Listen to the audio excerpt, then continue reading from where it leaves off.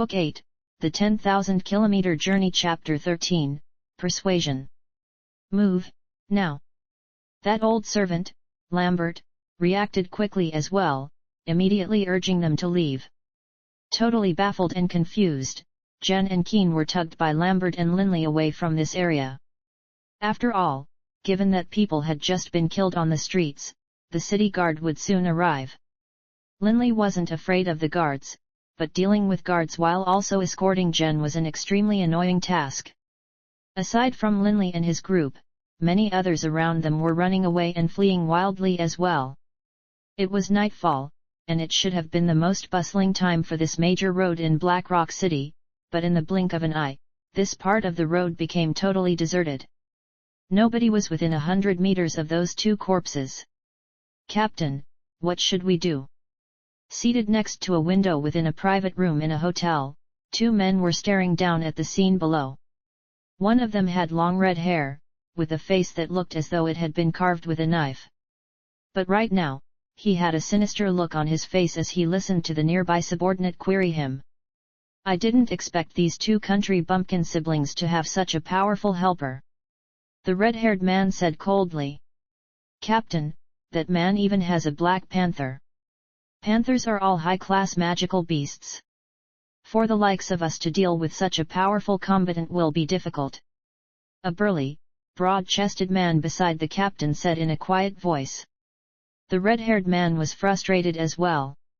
Per the orders of the senior madam, they came to kill these two bumpkin siblings. Per their intelligence, only the old servant with these two bumpkins posed any threat. But he was only a warrior of the 6th rank. In the O'Brien Empire, which was filled with experts, a combatant of the 6th rank was nothing. Perhaps in some villages, a warrior of the 6th rank was powerful. But the leader of this squad, which had been sent out per the senior madam's orders, was himself a warrior of the 7th rank. "A black panther? Why haven't I ever seen this type of panther before?" The red-haired man was frowning. As an expert of the 7th level, he knew quite a bit about magical beasts. Panther-type magical beasts included the golden tattooed panther, the black striped panther, and others. But this black panther with wavy black stripes was something he had never seen. "That brown-haired man is clearly the master of this black panther. He is, at the very least, a combatant of the 8th rank."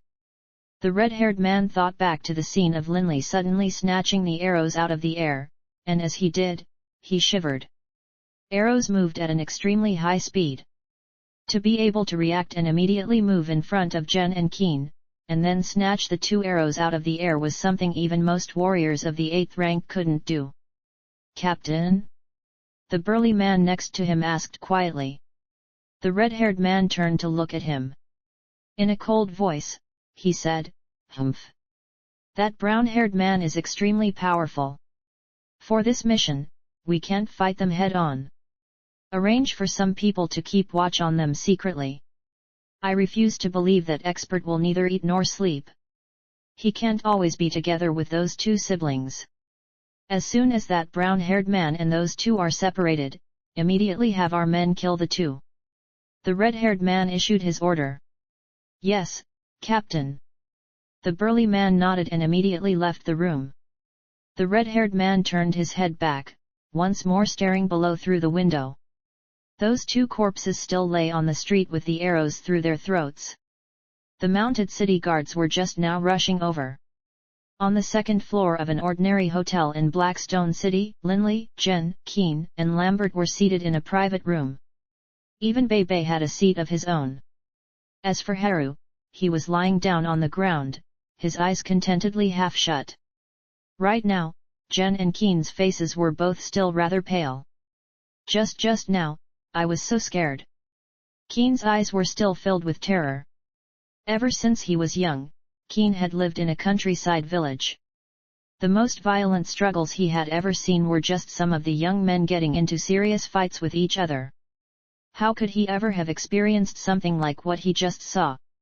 Although on the road here, they had suffered a bandit attack, the bandits were fighting against the mercenaries, and hadn't harmed them yet. But this time, the opponents had come for his life and his sister's life. Jen's eyes were filled with a hint of terror as well. Jen, Keen, don't be afraid. Linley laughed as he consoled them. To Linley, a small event like this couldn't even impact his mood at all.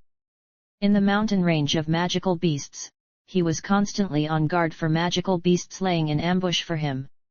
And thus, within the mountain range of magical beasts, Linley learned how to keep his heart as tranquil as water, come what may.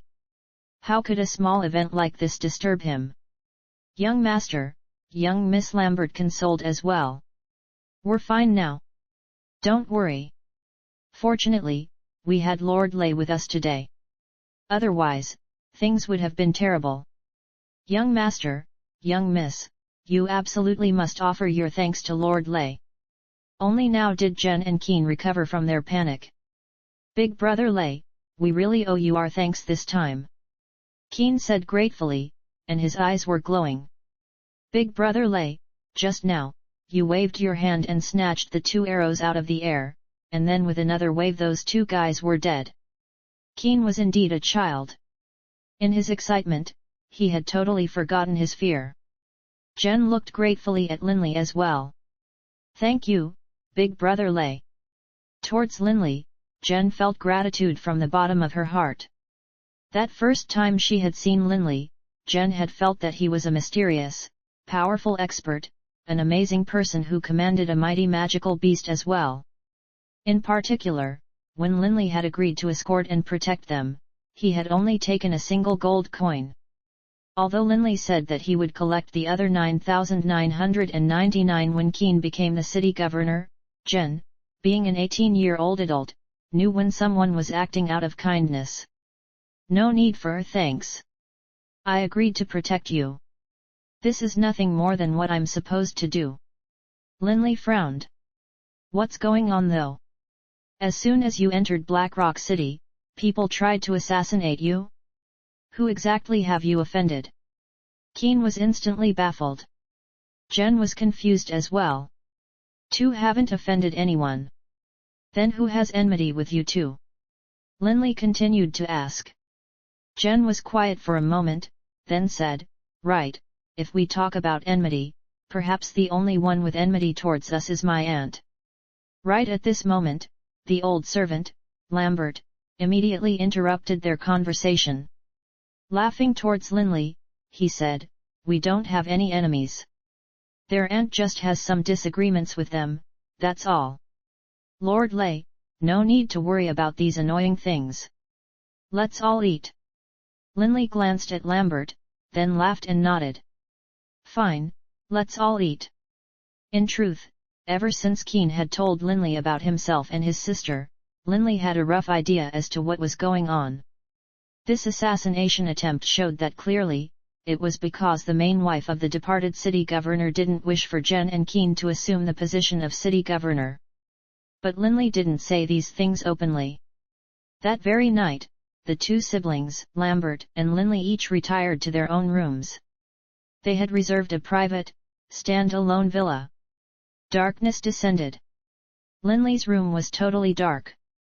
Linley sat cross-legged on his bed, his heart totally calm as he quietly attuned with the throbbing pulse of the world and the flows of the wind. Occasionally, when Linley had some insights, he would rise to his feet and casually swing his heavy sword. Squeak! Dressed in her sleeping clothes and her long hair unbound, Jen walked towards the room of her old servant, Lambert. Grandpa Lambert, are you sleeping yet? The door opened very quickly. Miss, quick, come in. Lambert immediately opened the door for Jen, then closed it after Jen entered his room. Miss, what is it? Lambert asked. Jen stared at Lambert. Grandpa Lambert, tell me. Why does someone want to kill me and my younger brother? Is it my aunt? Why would you think such a thing? Lambert's heart trembled. Jen said stubbornly, Grandpa Lambert, don't treat me like a little kid. The day my younger brother and I left the village, I thought we would be making a joyful return as we went to assume the position of city governor. But now, I understand. Aunt and her people won't allow us to take the position over.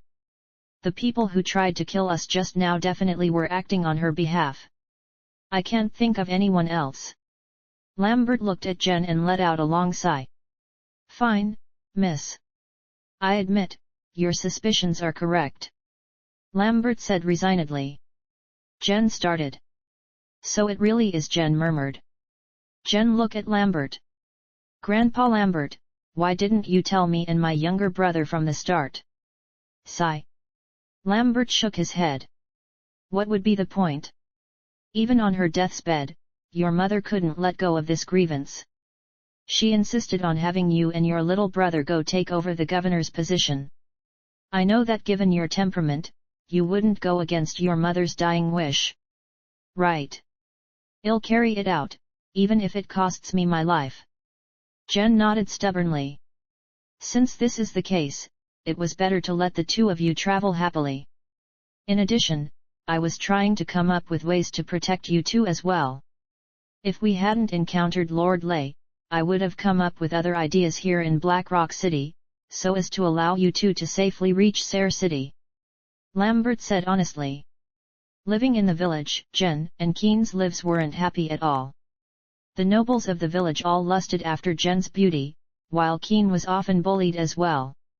Even if Jen and Keen had known how dangerous this journey would be, they still would have made this trip. After all, once Keen assumed the governorship, his destiny would be totally transformed. Grandpa Lambert, will this trip be very dangerous? Jen had a very complex look on her face. Lambert let out a deep sigh. Originally, I didn't think it would be too dangerous, but now, it seems as though that aunt of yours has really made up her mind to be vicious. She's arranged for assassins as far away as Black Rock City. Most likely, the road to Sayre City will be very dangerous after all. Then, Grandpa Lambert, why didn't you explain clearly to Big Brother Lay? Jen stared at Lambert. We can't. Lambert shook his head. After your father died, your aunt virtually took total control over Sayre City. She has quite a few experts under her control. If you openly ask your big brother Lay to fight against the power controlling a prefectural city, I'm afraid that he won't do so for the sake of you and your brother. After all, it is extremely dangerous. The real power controlling a prefectural city possessed an astonishing amount of power. Such a power should have several combatants of the 8th rank. Of course, combatants of the 9th rank weren't very likely. Even one would be astonishing. After all, combatants of the 9th rank usually served the managing clan of an entire administrative province, or the emperor himself. To serve a governor of a prefectural city unlikely. However, assassins didn't have to rely solely on brute force. Poison, traps, all of these were possible. Very dangerous. Jen paused for a moment. Grandpa Lambert, get some rest. As she spoke, Jen left Lambert's room. But after leaving Lambert's room, Jen didn't immediately go back to her own. Rather, she headed for Linley's. Knock, knock, knock. 3 raps on the door. Come in. Linley's voice rang out, while a lantern was lit inside the room. Jen pushed the door open and entered. Linley left his bed and took a seat on his chair. Smiling, he said, Miss Jen, it's very late. Is there something you need? Big Brother Lay. Jen sat down. Taking a deep breath, she mustered up all her courage and said to Linley, Big Brother Lay, I have to tell you something. What is that? Linley looked at Jen. Jen said apologetically, Actually, Keen and I have been living in a countryside village this entire time, and it has been a long time since we had seen our father. We aren't familiar at all with Sayre City, and we might not be successful in our attempt to take over the governorship of the city. Jen really was an extremely compassionate girl. Knowing how dangerous it was, she decided that she didn't want Linley to suffer these risks alongside them. Oh.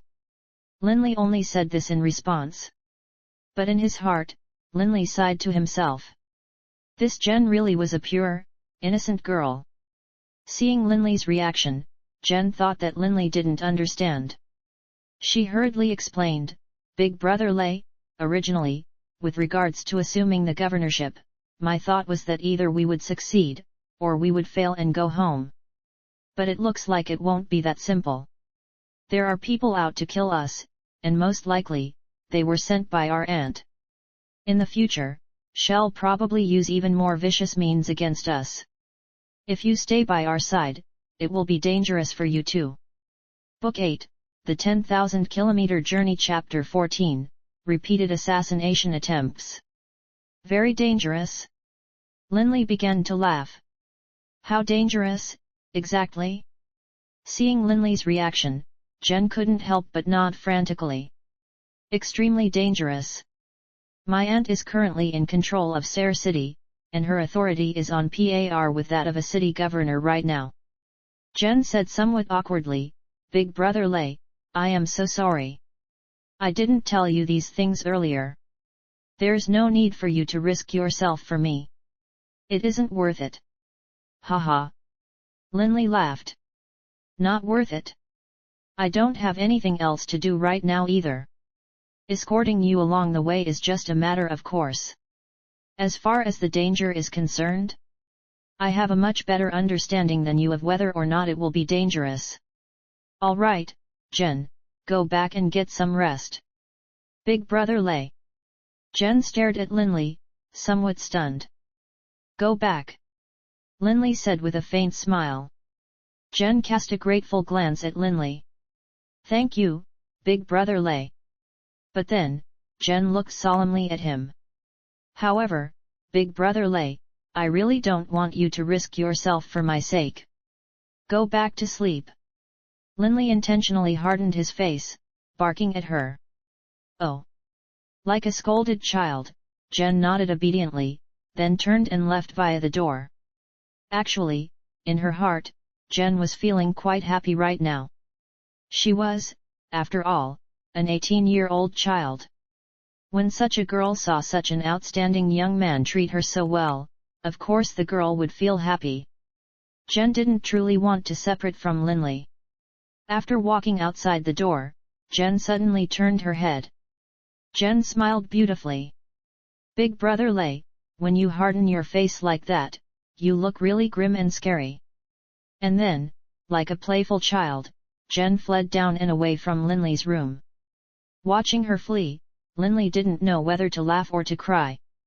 Taking a deep breath, Linley calmed himself down, then returned to his bed, quietly seating himself in the meditative position as he began to train his spirit. No matter when or where he was, Linley would always seize every possible moment for training.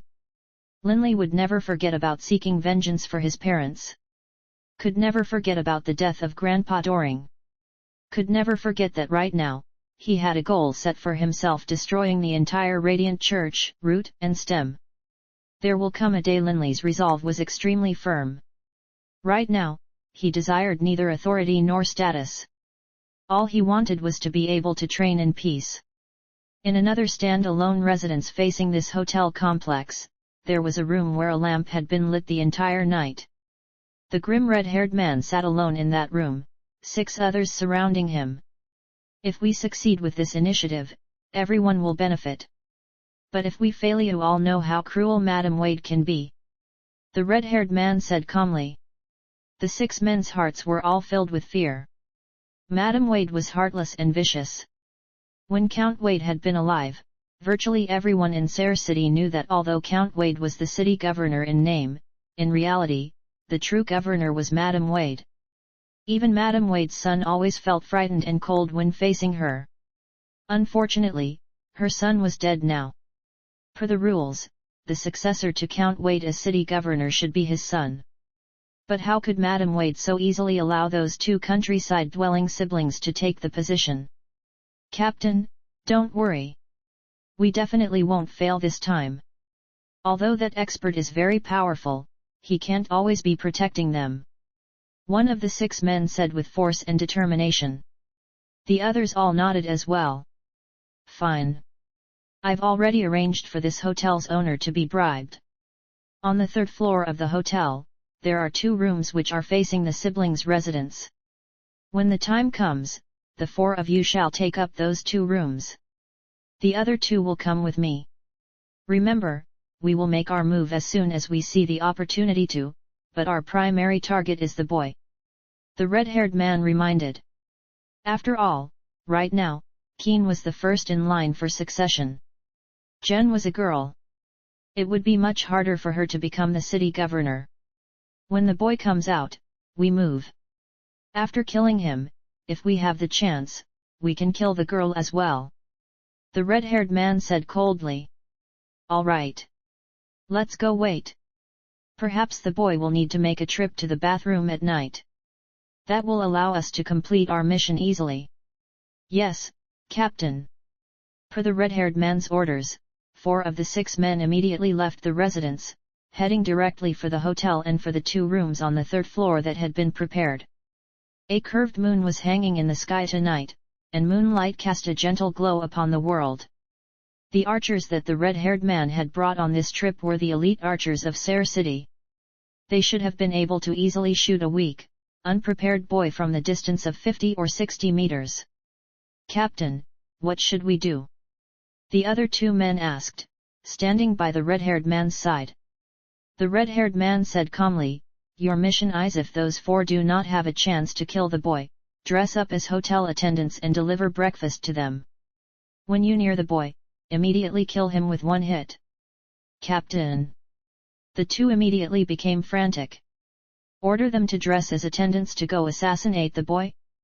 But that powerful combatant with the Black Panther companion was right there.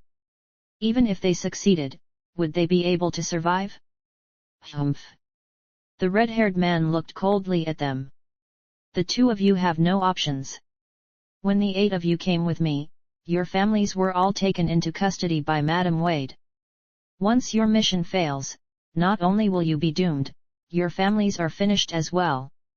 But if you succeed, even if you die, your families will be treated well.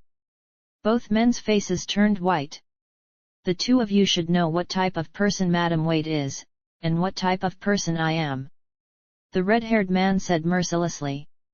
Although this red-haired man was nominally their captain, in reality, he was nothing more than Madam Wade's loyal hound.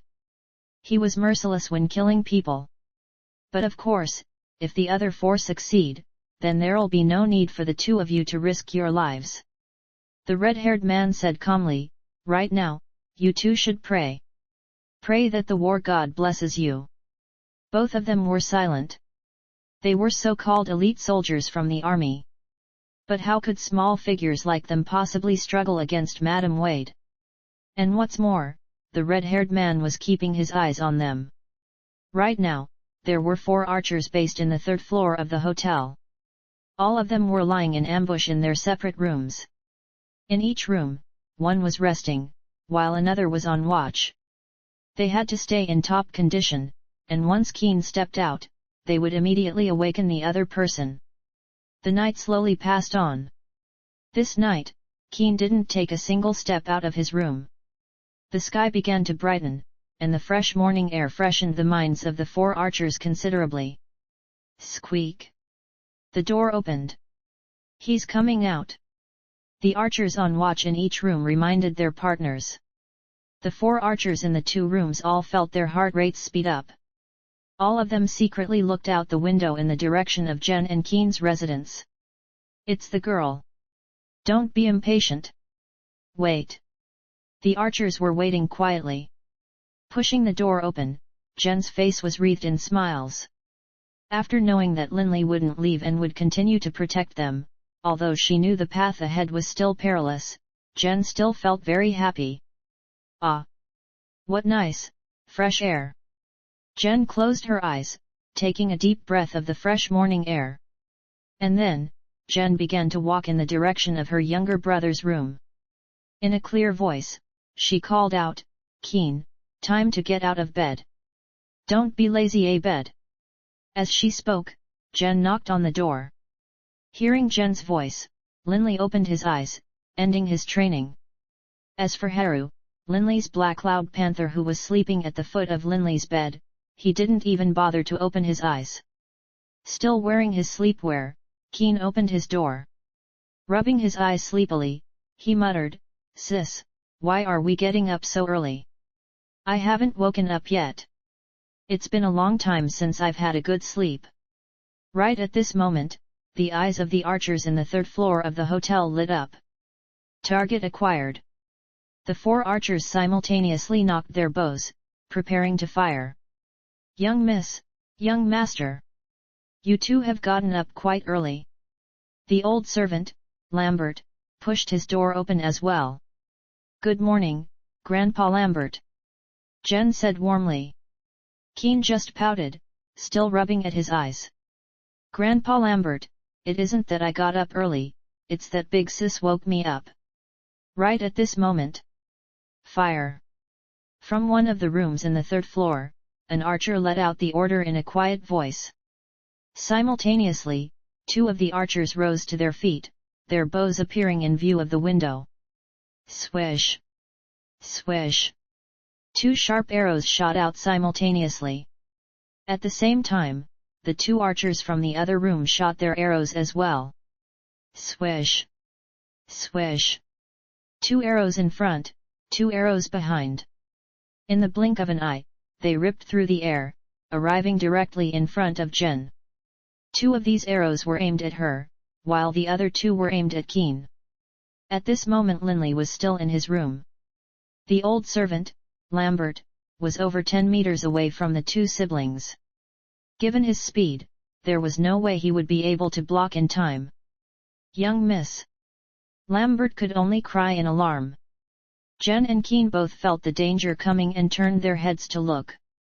But all the 2 siblings saw, as though in slow motion, were those arrows growing closer and closer to them. The metal arrows sliced through the air with a ear-piercing hissing sound. Clang! Clang! Clang! Clang! 4 sounds in a row. Jen and Keen both stood there, frozen with shock. Next to them, Lambert was also frightened stiff. With a squeak sound, the door to Linley's room swung open. Linley left his room. Bebe, all yours. Bebe was standing directly in front of Jen and Keen. Just then, in the blink of an eye, Bebe had easily blocked 4 arrows in a row. After the ambush attempt yesterday, Linley had expected this band of assassins to try again today. Thus, he had ordered Bebe to stand guard all night outside, just to be safe. Given Bebe's physically small size, when he hid amidst the grassy areas in the courtyard, not even Jen and Keen would notice him, much less the archers. Boss, just watch. Bebe excitedly licked his lips. Swoosh! A cruel black shadow suddenly flashed through the air. A height of 10 or so meters was nothing to Bebe, who jumped directly through the open windows. When the archers who had just failed with their sneak attack saw the little black shadow mouse, their hearts shook and they immediately attempted to flee. But before they had a chance to leave their rooms, Bebe had entered. His 2 claws flashed forward, and 2 archers immediately collapsed in pools of blood. Bebe then smashed hard against the wall, going straight through the hole he had created into the other room. The 2 remaining archers were hurriedly fleeing as well. Turning, they saw a black blur flying towards them. The 2 of them didn't even have the chance to call out. Slash! Slash! The sounds of 2 claws ripping through jugulars could be heard. Bebe disdainfully looked at the 2 corpses on the ground, then immediately turned and left via the window, returning to the courtyard. From start to finish, only a few seconds had passed. Bebe, nicely done. Linley praised with a laugh. Bebe delightedly raised his head up high. At this moment, the black-loud panther, Haru, growled unhappily towards Bebe. Humph, if I had gone, I would have been even faster. Bebe immediately growled unhappily back at the black-loud panther. Linley couldn't be bothered trying to placate the 2 of them. Instead, he walked towards Jen, Keen, and Lambert, who were still in states of shock. They had escaped from life-and-death encounters twice in 2 days. Although in the past, the 2 siblings had often been bullied, they had never been in such danger. Everything's fine now, everything's fine now. Linley lightly patted Jen on her shoulder. With a wah sound, Jen suddenly burst into tears, hugging Linley. Next to her, Keen began to blubber as well, also charging forward to hug Linley. Linley had no choice but to console these two siblings. After the two of them had calmed down, Linley asked the nearby Lambert, "Lambert, you made our breakfast arrangements already, right?" "Yes. In a bit, the hotel will probably send people with our breakfast." Lambert looked at Linley with the utmost gratitude in his eyes. Book 8, The 10,000 Kilometer Journey Chapter 15, The Apothecary. After experiencing yet another assassination attempt, Jen and Keen both truly understood how dangerous this trip to Sare City would be. They were at risk of dying at any moment. Unconsciously, both of them turned towards Linley. "Big Brother Lay, what should we do in the future?" Jen looked at Linley as she asked this question, her heart filled with worry. Right now, both Keen and Jen felt as though they were lost within a boundless haze, unable to see the future. They didn't know what would happen if they persevered. Looking at this pair of innocent siblings, Linley consoled them, "Don't worry. I'm confident in my ability to deal with an acting city governor of a prefectural city." Right now, Linley had reached the 8th rank, and was a peak stage combatant of the 9th rank when Dragon formed. The Black Cloud Panther, Haru, was also a peak stage magical beast of the 9th rank, and Bebe's power was no lower than that of Linley and Harris either. If this man and these two magical beasts attacked together, if no saint-level combatants appeared, no matter how many people came, they would not be able to stop these three. Hearing Linley's words, Jen and Keen couldn't help but begin to worship Linley. Although up till now, the two of them still had no idea as to how powerful Linley truly was, in their eyes, Linley was an amazing, mysterious individual. As for Lambert, upon seeing all this, he felt gratified as well. As long as Jen and Keen could live a safe life, he would be happy even if he had to die. For such an expert to be willing to help these two countryside-raised siblings without quibbling about anything else was more than enough for this old servant to be filled with gratitude. Knock. Knock. Knock. A knocking sound could be heard from outside. "I'll get it," Lambert chortled. "It is probably the attendants bringing breakfast. Let's get ready to eat."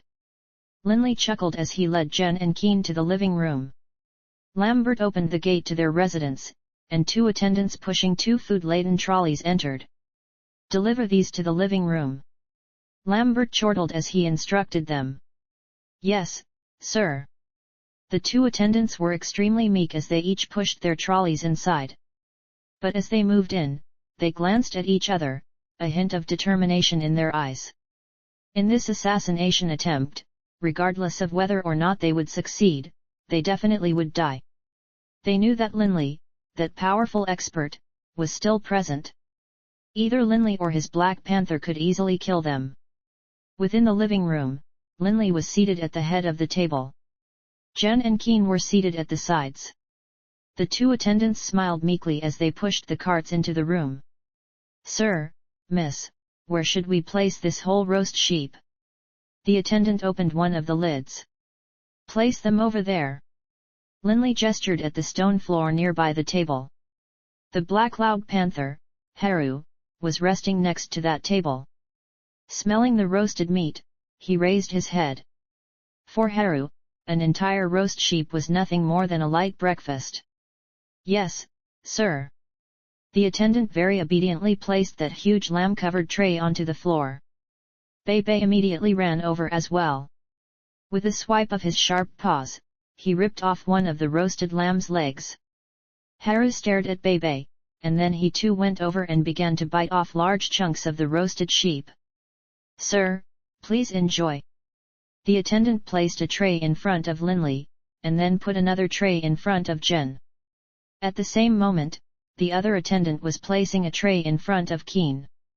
Currently, the two attendants were to each side of Keen. Keen wasn't suspicious at all, and happily picked up his knife and his fork as he prepared to enjoy this sumptuous meal. The two attendants exchanged glances. As though they were psychically connected, they suddenly reached out at the same time towards Keen. Their 4 hands were formed into claws, piercing at Keen's chest, head, and throat. 4 hands attacking at once. Ordinary warriors of the 5th and 6th ranks could shatter stones with a single blow. Even warriors of the 4th rank could shatter thick wooden planks. The vital points of a weak child like Keen probably couldn't withstand a single blow, whether it was at his head, his chest, or his throat. They were simply too close. The 2 attendants were simply too close to Keen, and they attacked from too close as well. At such a close range, even a warrior of the 8th rank wouldn't be able to react before Keen was already dead. Linley let out a cold snort. A dazzling violet light suddenly flashed, then disappeared. Ear-piercing screams could be heard as the 4 limbs of the 2 attendants fell to the floor. Ah! Jen was so scared that she jumped to her feet. Young master! Only now did Lambert realize what had almost happened. He angrily kicked the 2 attendants into the walls, causing the walls to shake. Those 2 attendants were moaning in pain. They only exchanged glances, despair in their eyes. How one of them stared at Linley disbelievingly. They had been less than half a meter away from Keen. Although they were only warriors of the 4th rank, at such a close distance, they didn't even need more than a brief instant to kill Keen. In such a short period of time, even an expert shouldn't be able to react fast enough. But not only did Linley manage to react, he had been able to cut all of their arms off. Surprised as to why I was able to react in time? Linley looked calmly at the 2 of them. How would ordinary attendants have arms like yours? The 2 of them looked at their severed arms. The people under the command of that red-haired man were all elite archers. As elite archers, they would often train, causing the veins and muscles in their arms in particular to be protruding. The 2 attendants exchanged glances, their eyes filled with despair. What's more, their arm sockets were constantly leaking blood. Very soon, the 2 of them would definitely die of blood loss. But they knew having failed their mission, even if Linley spared them, their captain and Madam Wade wouldn't spare them. Don't pay them any mind. We leave now. Linley stood up. Jen and Keen, having experienced 2 assassination attempts already, didn't have as huge a reaction to this 3rd one as they had before. Keen said softly, "Big Brother Lay, what about breakfast? Should we wrap it up and take it with us?" "No." Linley shook his head. "Be careful about the food you eat in the future. I suspect all this food is poisoned." "Poisoned?" Keen looked at the food in his plate, terrified. Squeak! Off to the side, Bebe suddenly began to squeak at Linley. Looking at Bebe, Linley couldn't help but begin to laugh. Yet, you aren't afraid of poison. All right?" Linley said resignedly. Magical beasts and humans were very different, biologically. Many magical beasts contained venomous parts and sacs within their bodies to begin with. The poisons which humans feared, they might not fear at all. The more powerful a magical beast was, the stronger their natural immune system was. In addition, since magical beasts generally resided in pristine, untouched forests, they often interacted with various natural toxins from a young age. Thus, one generation after another, magical beasts' resistance to poisons would increase. Linley's group left the hotel very early in the morning. The red-haired man watched Linley's group depart from afar, his face exceedingly ugly to behold. "Lay?" the red-haired man muttered. "Where did such a powerful expert come from? And why must he travel with these 2 countryside-raised siblings?" The red-haired man was extremely unhappy. This mission to assassinate Keen and Jen was originally quite simple. That old servant, Lambert, simply wasn't powerful enough to do anything. But this originally simple mission suddenly became extremely difficult once that mysterious expert got involved. Nothing for it. I have to report to the madam. Knowing how powerful Linley was, the red-haired man didn't dare to take any more risks. As the most militarily powerful empire of the 4 great empires, the O'Brien Empire had an extremely thorough communication system sustained primarily by a special communications corps who used blue-winged hawks. Every single prefectural city in the O'Brien Empire had quite a few blue-winged hawks who were controlled solely by the communications corps. Blue-winged hawks were extremely intelligent. They recognized roads and, under the orders of their owners, could take a letter to any place at all. But only the governing clans of the O'Brien Empire had the authority to use these blue-winged hawks. Most commoners, and even most nobles, didn't have that authority. And of course, the army had its own stand-alone communications system. Carrying the seal of the city governor of the prefectural city of Serre, the red-haired man requested Black Rock City to send a blue-winged hawk towards the city of Serre. Flying in a straight line in the air was far faster than running on the road.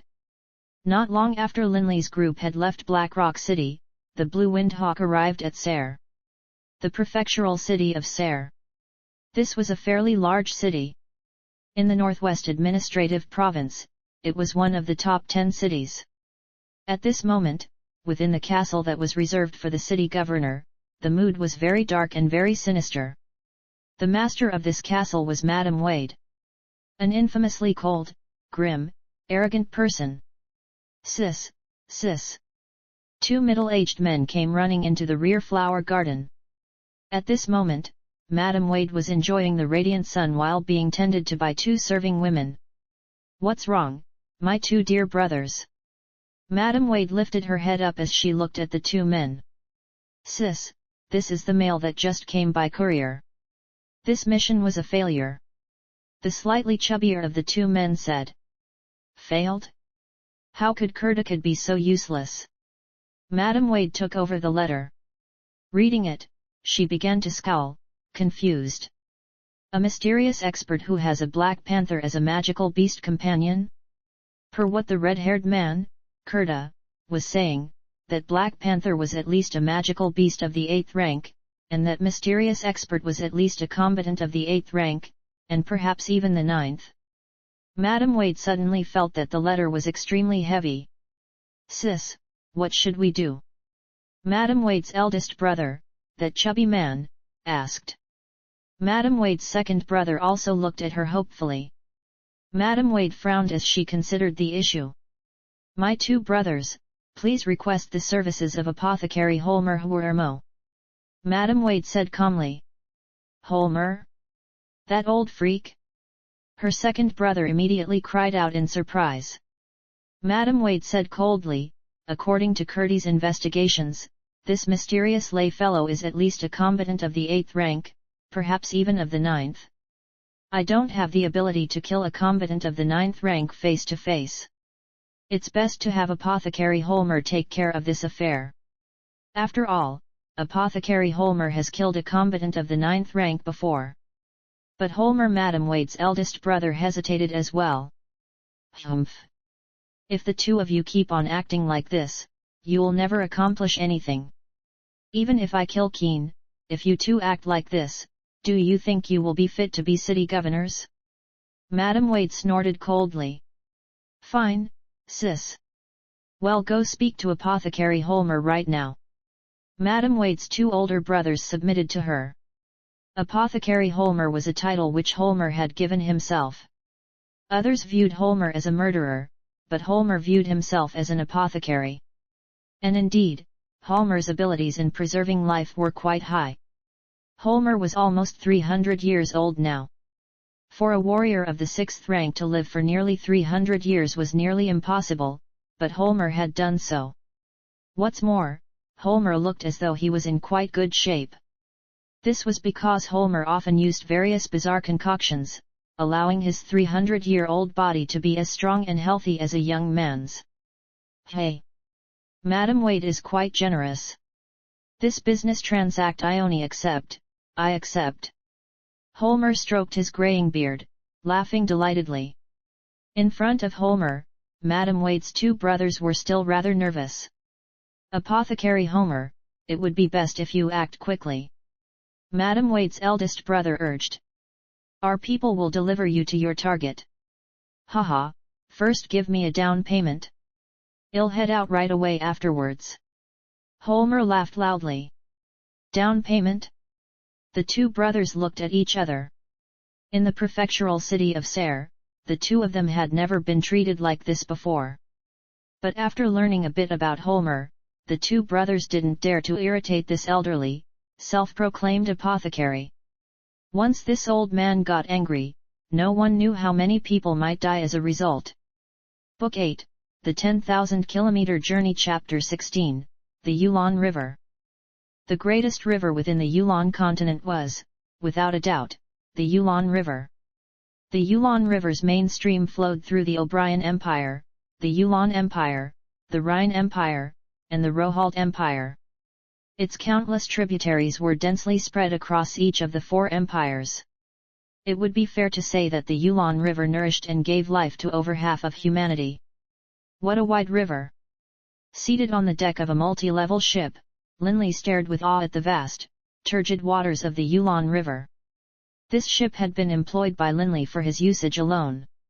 He spent 10,000 gold coins to have it take the group directly to the harbor nearest to Serre city. That harbor was less than 100 kilometers from Serre.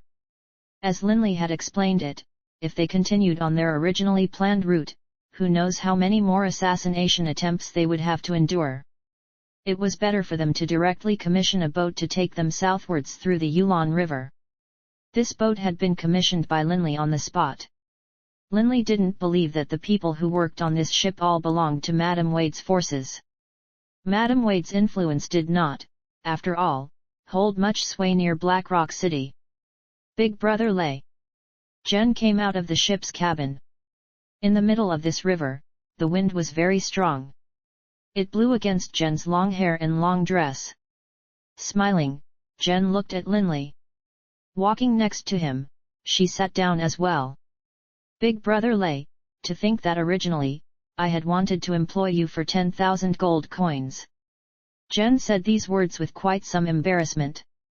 To Jen and Keen, 10,000 gold coins was an enormous sum of money. But how could they have imagined that Linley would go ahead and specially commission the services of this ship? The amount of money it cost to specially commission a large ship such as this was quite high.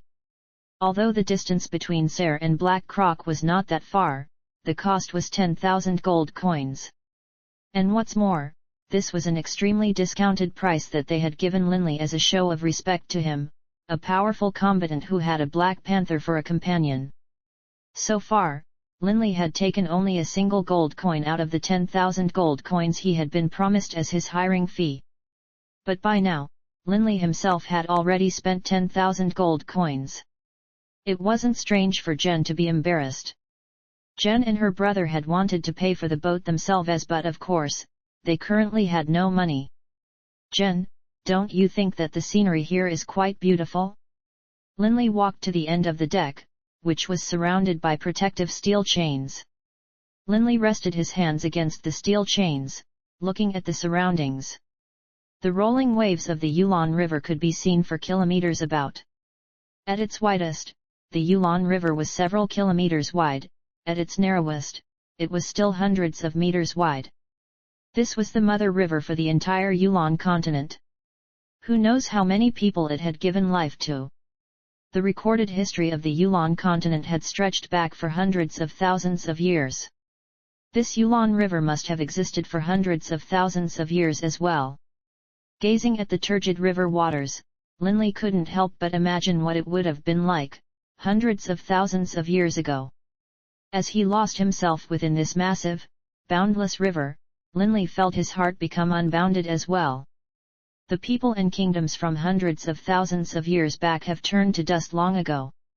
Compared to the endless march of history, where kingdoms and empires rise then collapse, personal grudges and enmities are so meaningless and small. Facing this vast river, Linley had a very strange feeling. Right now, the Yulon continent has 6 major political entities.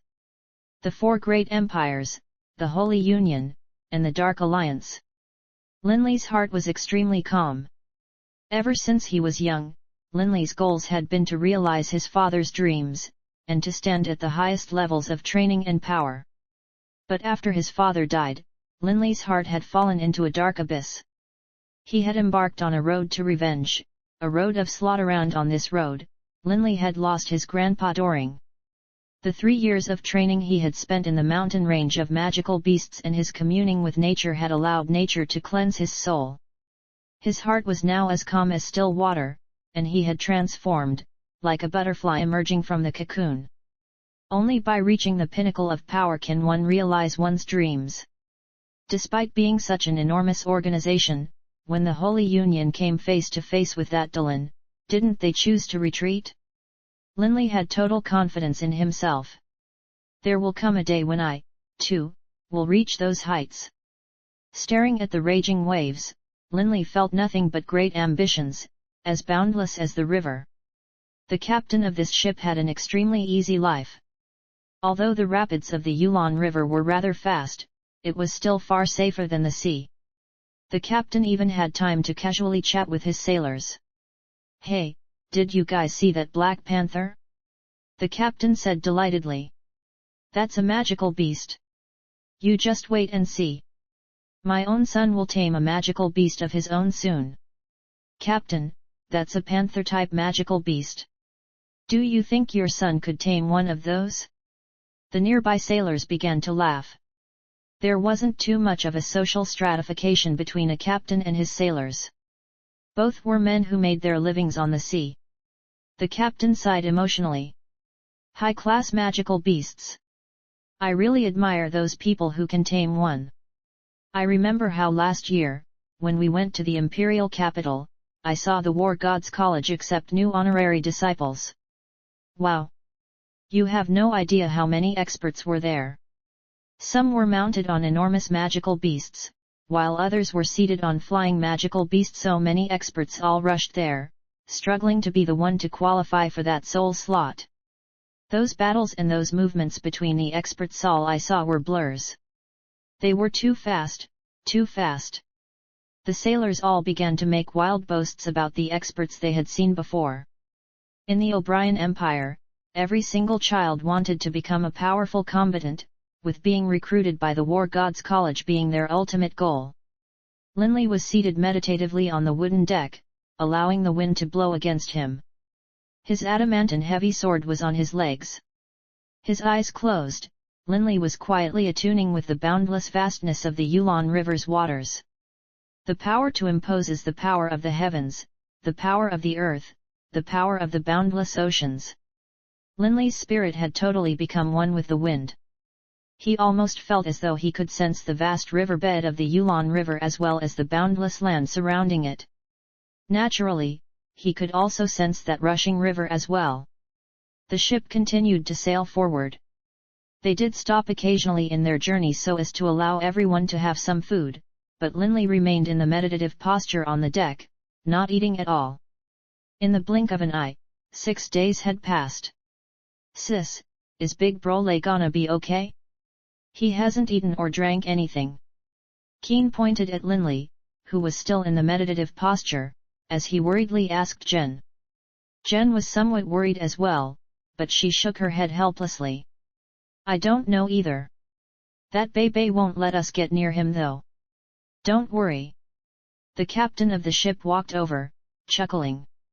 "Those high-level experts aren't like us ordinary folks. To them, even traversing a precipice 10,000 fathoms deep is of no issue. Not even a 1,000,000-man army can stop them. I've heard of people who, in the course of their meditative training, neither ate nor drank for months. At their level, not eating or drinking for months is actually quite normal." Although the captain used the word normal when he spoke, a trace of envy was in his eyes.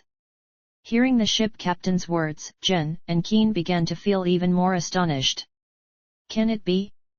Suddenly, a murmur could be heard.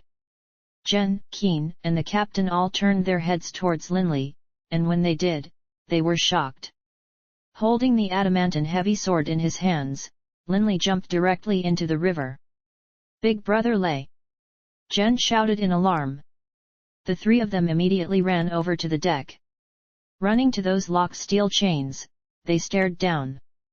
To their amazement, they saw that Linley was currently standing on top of the water, the adamantine heavy sword in his hands. He floated up and down with the waves, but didn't sink down at all. This sight stunned them all and left them gaping in shock. Mid-air flight was something only a person at the saint level could do. Earth, fire, water, wind, Linley murmured in a quiet voice, and then suddenly, he thrust his adamantine black sword towards the sky. As the adamantine heavy sword shot up, it seemed as though a hole had been pierced in the sky, as a dreadful, screeching howl could be heard from the air. At the same time, all the water surrounding Linley suddenly erupted skywards like a geyser. Ha ha! Linley laughed loudly and happily, and then his body could be seen constantly moving and spinning about amidst the waves. The river water seemed to follow Linley's movements, as the heavy sword constantly shrieked and howled with each stroke. All the river water in an area of 100 meters around Linley had gone wild. Sometimes, the water would all rise tens of meters into the sky, while at other times, they would form a giant whirlpool.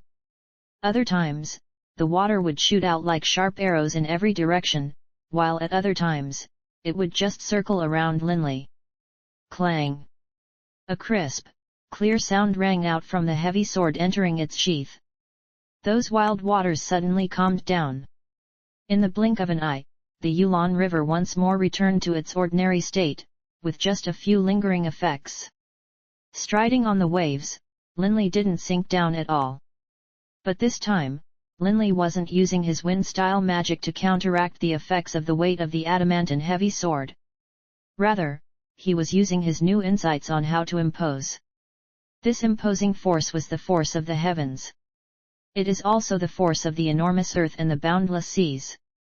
A hint of a smile was on Linley's face. With a gentle leap, Linley vaulted back onto the deck of the ship. This entire time, Linley had been focusing on understanding impose through his affinity to earth and wind. But over the course of these 6 days of meditation, Linley was able to sense the movements of the waves, and he also remembered the blazing passion of the fire elemental essences in fire-style magic. Dense, graceful, pliable, and passionate. When these aspects of these 4 elements were merged with each other in a sword stroke, they could make the universe move. This was what impose truly meant. In the past, Linley's understanding of impose was nothing more than the most rudimentary of understandings. Big Brother Lay, just now, what were you, what was? Keen was very excited, but he didn't know what to say. Jen was looking at Linley with awe as well. What Linley had just done had truly stunned them. Even the captain, who was well-traveled and worldly, had never seen such an awesome spectacle. Just training, Linley said with a calm smile. Although in the records of his clan, the highest level of using heavy weapons was this 3rd level of impose, Linley suddenly had a certain feeling. Impose was not the end of the road. There was something even greater than it. After reaching the impose level, and in particular, after his soul could become attuned to nature, Linley always had this feeling that there were even more profound truths awaiting him. Linley could dimly sense them, but he had no way of actually comprehending them. Battle chi and brute strength are only the most basic of building blocks. In order for one's attacks to become more powerful, having a deep grasp of these profound principles is extremely important. You might possess the power to lift something that weighed 1,000,000 pounds, but if your movements were too stupid and clumsy, you might only be able to unleash 10 of your total power. After training hard, you might be able to unleash 30. Experts would be able to unleash 70. But what Linley wanted to do was to unleash 100. And, borrowing from the imposing force of the universe itself, strike blows that were more powerful than he himself was physically capable of. Jen, Keen, how far are we from the shore? Linley asked. We are another day off, the nearby captain replied. Linley nodded, then instructed, how about this? Let's not get off too close to Sare City. Let's get off at the harbor 1 stop removed from Sare City.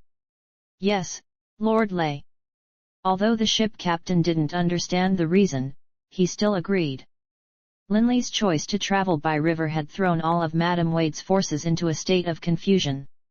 That red-haired man, Kurta, in the end had managed to learn that Linley's group had traveled by ship and were advancing through the Yulon River. No matter how powerful Apothecary Holmer was, he couldn't just leap past a river that was hundreds of meters across at its narrowest and get onto the opponent's boat, right? Even if he was able to get on the boat, they would no doubt be highly suspicious of his intentions. Thus, they could only lie in ambush at the port, as if they were waiting for a hare to fall into their snare. However, based on their calculations, the ship should have already arrived by now. What's going on? Shouldn't they have arrived yesterday? Apothecary Holmer was resting in a commoner's house in a town that was located quite near the port. Master Holmer, please wait a bit longer. Madam Wade's subordinates were extremely frantic as well. Suddenly, the door to the residence swung open, and one of Madam Wade's subordinates rushed in. He angrily said, "Master Holmer, they didn't stop at this harbor, they stopped at the previous one. They have already reached a small city named Redsand which is quite near Serre. Most likely, they will reach the prefectural city of Serre by tonight." "They are arriving tonight?" Apothecary Holmer was startled. "Quick, we need to head out immediately." Apothecary Holmer immediately ordered, and the entire group frantically hurried back in the direction of the prefectural city of Serre. Book 8, The 10,000 Kilometer Journey Chapter 17, Poison Gas Fluttering in the Wind. The city of Redsand was a small one, and there were only a few tens of thousands of people within it. When Linley's group left the boat, they headed directly towards the prefectural city of Serre. On the way there, they stopped by Redsand City, preparing to have a quick lunch. In a private room in the second floor of a hotel, Jen and Keen both had excited smiles on their faces. "Haha, by tonight, we will reach Serre City. By then, we'll have much fewer troubles." Keen chortled. Jen nodded as well. "Once we reach Serre, our aunt probably wouldn't openly move against us, right?" "Jen, Keen, things won't be as easy as you think." Linley laughed calmly. "Once we reach Serre, it will actually be even more dangerous. Your so-called aunt isn't as timid and fearful as you seem to think she is. When women decided to be venomous, they could be extremely terrifying." During his 3 years in the mountain range of magical beasts, Linley had encountered all sorts of cruel, vicious people. Jen's aunt was totally capable of having Keen killed within Serre City, and in a manner which didn't implicate her at all. Really? Keen was somewhat afraid now.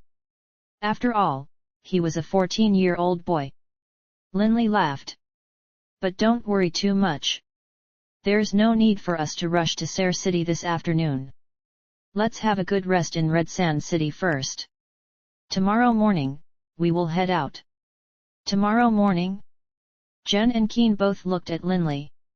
"If my predictions are correct, the people your aunt undoubtedly stationed at the river have already discovered that we disembarked one harbor early. They should be able to calculate that we would arrive at Serre City at around nightfall. Thus there is an 80 to 90 chance that they will be waiting for us there, tonight." Linley could easily deduce such simple stratagems. As long as one could think things through from another's perspective, one could easily lead them by the nose. "Let's rest up and recover our strength. Tomorrow morning, we head out." Linley laughed loudly. "There's no rush right now. Let's have a good lunch." Jen and Keen revealed hints of smiles on their faces. Indeed, as Linley had predicted, Apothecary Holmer and his group had headed directly for Serre City. Madam Wade's people in Serre City had received this information as well. On the walls of Serre City, Madam Wade was leaning on a parapet, staring outside the city. Behind her were her 2 brothers as well as Apothecary Holmer. As for the city guards, they had all scattered at her command. "Mr. Holmer, I'll have to trouble you to wait here tonight for a while." Madam Wade turned her head towards Holmer, smiling. Apothecary Holmer knew his own limits. He personally wasn't that powerful. The most powerful weapon available to him was his poisons. Naturally, he wouldn't want to offend this malicious person in front of him, who was the true power in Serre City. "Madam Wade, don't worry. Those siblings definitely will not live to arrive at Serre City." Holmer was very confident. Even if they have an escort who is of the 9th rank, humph. As long as he hasn't reached the same level, I am confident in my ability to deal with him. But of course he can't already know who I am. If a combatant of the 9th rank were to recognize him and activate his battle chi, the battle chi would be sufficient to easily repel the poison. Mr. Holmer, all these years, you've resided here in Sayre City. You aren't a person who likes to show yourself either. How many people could have possibly seen you? What's more, I've heard that you, Mr. Holmer, possess the ability to change your appearance. Madam Wade laughed as she looked at Holmer. Holmer laughed happily. Stroking his beard, he said, "Haha. Madam Wade, change my appearance? You praise me too highly. All I do is to use some medicinal concoctions to change the color of my skin and hair. And then a little makeup. Even people who know me, as long as they don't carefully inspect me, won't be able to recognize me." Madam Wade smiled as she nodded. "Then I leave everything in your hands, Mr. Holmer. Tonight, I will stay in the nearby hotel and await your good news." Holmer laughed confidently. But as time went on, Madam Wade, who was in that hotel nearest to the city walls, was beginning to grow confused. Because quite soon, the city gates would close for the night.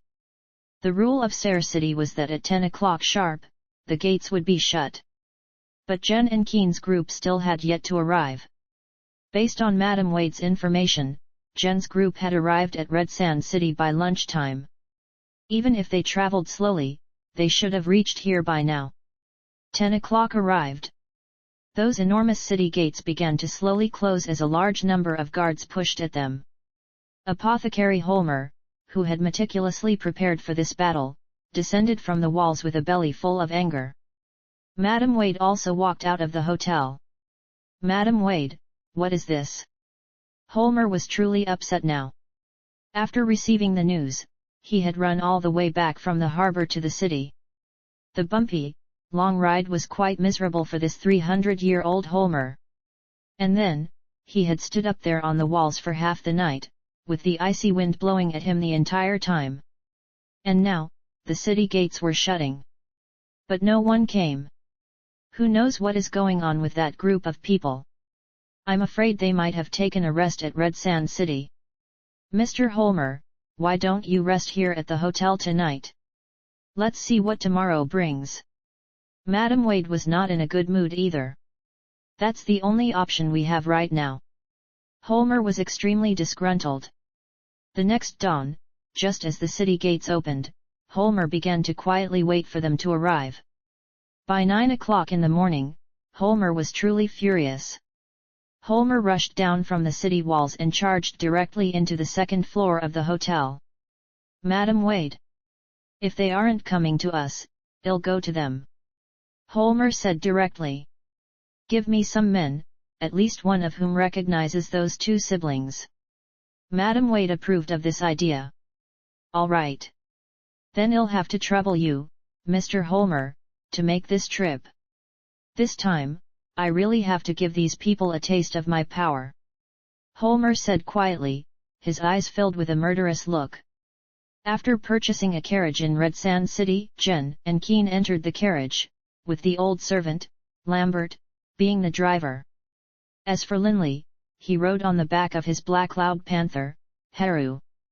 Haru was more than 2 meters tall and very broad-backed. His fur was very smooth and soft as well.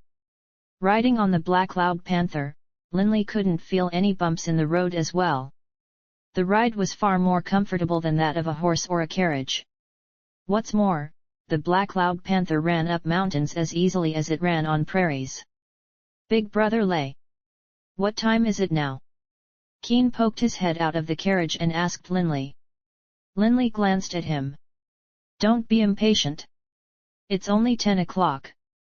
We most likely will arrive at Sayre City by 11 o'clock. The black loud panther which Linley was riding on was very awe-inspiring. Everyone on the road who saw Linley all moved aside early on to allow Linley the right of way. Giddy up, giddy up." From far away, the sound of hoof steps could be heard.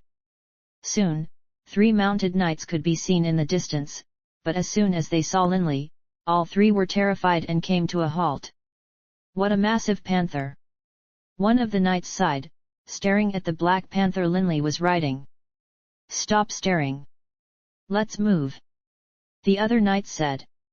Just at this time, another stallion trotted past them. This stallion was ridden by a kindly-looking old hunchback with pure white hair. The speed of the old man's horse was fairly slow, and it clip-clopped its way forward. "Haha, look at him. He's so old, but still rides a horse." "Haha," one of the knights laughed loudly. "Let's go. We have business to attend to." The 3 knights laughed calmly, continuing on their way. Right at this time, that hunchbacked old man raised his head to glance at Linley's group. This hunchback immediately understood. Per their prearranged agreement, if they encountered the targets, the knights would say, "Haha, look at him. He's so old, but still rides a horse." What's more, Holmer also knew that the mysterious expert had a black panther as a pet. Those 3 knights don't have any knightly chivalry at all. Keen, who had seen all this through the window, said unhappily once the 3 knights left. But Linley frowned as he stared at the hunchback. The hunchback rode the horse in a manner that did indeed inspire concern. Just from the look of him, one could tell that he was extremely old. Although the horse wasn't moving too fast, the hunchback continued to sway back and forth on the horse's back, as though he could fall off at any moment. His legs didn't seem to be too firmly clamped on the horse's back either. Right at this moment, a carriage appeared from behind the old hunchback as well. "FCK off, you old fart!" one of the knights cursed loudly. The hunchback immediately whipped his horse, moving it to the side of the road. "Ah!" When the horse was roughly 10 or so meters away from Linley's group, the old hunchback swayed again and fell off his horse. The old grandpa fell off. Keen, seeing this from through the window, immediately pushed open the door to come out and help. But just as the old man fell off, a light blue wave of gas emanated from his body. That light blue gas was extremely thin and light, so much so that if someone wasn't specifically looking for it, it would be quite hard to discern. The wind just so happened to be blowing from the east, and it blew the gas directly towards Linley.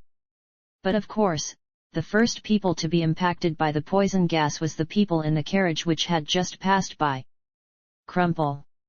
One knight after another collapsed from their horses to the ground, fresh blood leaking out of their noses. HRM? Linley also felt that something in his body seemed off, and his head felt a little dizzy. Not good. Poison. Attuned to the wind, Linley could clearly sense that a light blue poisonous gas was wafting in his direction. By now, Linley had already taken 2 breaths of it. The dragon blood battle chi in Linley's body immediately rose up, absorbing all of the poisonous gas in Linley's body, with none of it harming him at all. This poisonous gas was a poison which Holmer had specially designed to be used against humans, based on human biology. But Holmer could never have imagined that Linley was very different, biologically speaking, from ordinary people. Within his veins was the bloodline of the dragon blood warriors, an ancestral bloodline that was many times more exalted than even the bloodlines of magical beasts. In the past, even the Magi-Sight core of the armored razorback WIRM had been absorbed and consumed by just the small amount of dragon blood that was in Linley's veins at that time. Normal people simply couldn't imagine or understand the special abilities and attributes of each of the 4 supreme warriors. This sort of poison gas couldn't hurt a dragon blood warrior at all. Wind. Based on his mastery of wind elemental essence granted to him by being a wind-style magus, Linley immediately controlled the air around him to blow the wind backwards. The poisonous gas immediately blew back towards the east. By now, the squad of knights that were between the hunchback Holmer and Linley had all died. The poisonous gas blew back towards Holmer, but he didn't dodge. He was not afraid of his own poisons. But what he was afraid of was Linley. Giddy up, giddy up. Holmer suddenly became quite agile, leaping back onto his horse and then sending it galloping east as fast as he could. Haru! Linley said in a cold voice. Swoosh! The black loud panther's speed was terrifyingly fast, many times faster than an ordinary stallion. In the blink of an eye, he traversed several hundred meters, and actually passed by Holmer, landing in front of him. All that had been visible during this motion was a black blur. Seeing Linley suddenly appear in front of him, Holmer immediately grew frantic. "My friend, I was paid by others to do this. If you are willing to spare me, I will give you as much gold as you wish." Although Holmer was more than 300 years old, he didn't want to die yet. Thinking back to what just happened, Linley still felt afraid. Fortunately, he had managed to react in time and blow the poison gas back before it had entered the carriage. "Poison gas? Are you a necromancer?" Linley looked at Holmer. "Necromancer?" Holmer was startled, then shook his head. "No, I'm an apothecary. My friend, I am quite wealthy. 10,000 gold coins? 20,000? Or perhaps 100,000? At a time like this, Holmer was still trying to save money. But Linley couldn't even be bothered to speak to him. "Haru, deal with it." Linley hopped off the Black Panther, heading back towards the carriage. As for the Black Loud Panther, he revealed his sharp fangs, and then pounced directly towards Holmer. "Ah! 1,000,000! 10,000,000! Ah!" Before Holmer had even finished calling out, he had been flattened by a single blow from the Black Loud Panther's massive paw. Book 8, The 10,000 Kilometer Journey Chapter 18, The Prefectural City of Ser. The desolate wilderness. The tens of people escorting the carriage were all dead. The black blood oozing from their bodies made the scene all the more sinister. Holmer, in turn, had been smashed to death by a single blow from Haru. Jen and Keen, who had watched this all from the carriage, were totally stunned. "Big Brother Lay!" Keen called out in alarm. Jen's face was rather pale as well. Just as Linley was about to respond, that old servant, Lambert, who was driving the carriage suddenly called out in surprise as he stared at the corpse of Holmer. "Him! He's the deadliest killer in Ser City, Holmer. That old freak who styled himself an apothecary." "Holmer? Grandpa Lambert, who are you talking about?" Keen looked at Lambert. Lambert took a deep breath. "Young master, young miss, this Holmer was an extremely dangerous individual within Ser City. In the past, when I was serving your mother in the city, I encountered him a few times. At the time, Count Wade had mentioned this Holmer to your mother as well. This Holmer is an extremely skilled user of poisons. Although he is only a warrior of the 6th rank, he once killed a combatant of the 9th rank." Only now did Jen and Keen understand. Linley, listening to the side, nodded as well. This Holmer is extremely greedy. Most likely, his actions this time were at the direction of the senior madam as well. Lambert's face was extremely solemn. "The senior madam really has her mind set on killing you. With Big Brother Lay, we have nothing to fear." Keen was very confident. Jen also looked confidently at Linley. "Enough. Let's head out immediately so we can arrive sooner at Ser," Linley said directly. Linley's group immediately made haste towards the prefectural city of Ser, leaving behind a cloud of dust on the desolate road. The prefectural city of Ser. This was a city with around 200,000 to 300,000 people. Its red walls stretched off into the distance. In terms of architecture, the buildings of Ser tended towards the ornate. Keen pushed open the door to the carriage. Seeing the beautiful, majestic city in front of them, Keen's heart was filled with boundless ambition. His eyes lit up, and he said, "From this day forth, I shall be the master of this prefectural city." Outside the city gates. Black Panther? When the gate guards saw Linley's mount from the distance, they had immediately called out to the other guards nearby, "Quick, someone go speak with the madam. The person she spoke of is arriving." "Okay." A gate guard immediately ran towards the hotel located nearest to the city gates, rushing up to the second floor. At this moment, there was a warrior stationed outside the stairway. Seeing that it was a gate guard who was running this way, the warrior allowed him passage. "Madam Countess." The guard fell respectfully to one knee. "Madam Countess, the expert riding a black panther which you spoke of has arrived. There is a carriage behind him." "What?" Before Madam Wade had reacted, the two brothers of her who were standing behind her called out in alarm. Madam Wade frowned. "Leave for now." "Yes." The guard respectfully withdrew. Right now, both of Madam Wade's brothers were growing frantic. Her eldest brother hurriedly said, "Sis, they actually survived their journey to Sayre. Can it be that Holmer, that old freak, failed?" "Hard to say." Madam Wade was frowning. Perhaps that expert with the Black Panther who was escorting those two countryside-raised siblings didn't come on the main road from Red Sand City. Perhaps they intentionally took a detour and caused Holmer and the others to miss them. Hearing her words, her two brothers couldn't help but nod. Indeed, it was very possible that their opponents had craftily taken a roundabout path en route to Sayre City. Then what should we now do? Madam Wade's two brothers looked at her. "Go down and welcome them." A hint of a smile was on Madam Wade's face. "My two darling children have returned, after suffering for so many years. They are finally back. As their loving aunt, how can I not go welcome them?" And as she spoke, Madam Wade headed down the stairs. Right as they walked out of the main door of the hotel, Madam Wade saw the tall and sturdy man with a heavy sword on his back who was riding a handsome black panther, as well as the familiar face of Lambert. "Oh, Lambert, long time no see." Madam Wade immediately called out in a high-pitched voice. Linley, Jen, Keen, and Lambert all swung their heads to look at her. Lambert started, then respectfully said, "Senior Madam." Madam Wade laughed warmly. "These two children should be Jen and Keen. Jen is even more beautiful than before, and she looks more like her mother now as well. Keen isn't the child that he used to be either. He's even more handsome now." Jen and Keen could both recognize Madam Wade. Although nearly 8 years had passed, Madam Wade's appearance hadn't changed much, with the exception of a slight wrinkle at the corner of her eyes. "Senior Madam." Jen and Keen both paid their respects. "Wonderful, wonderful. And there's no need to stand on courtesy."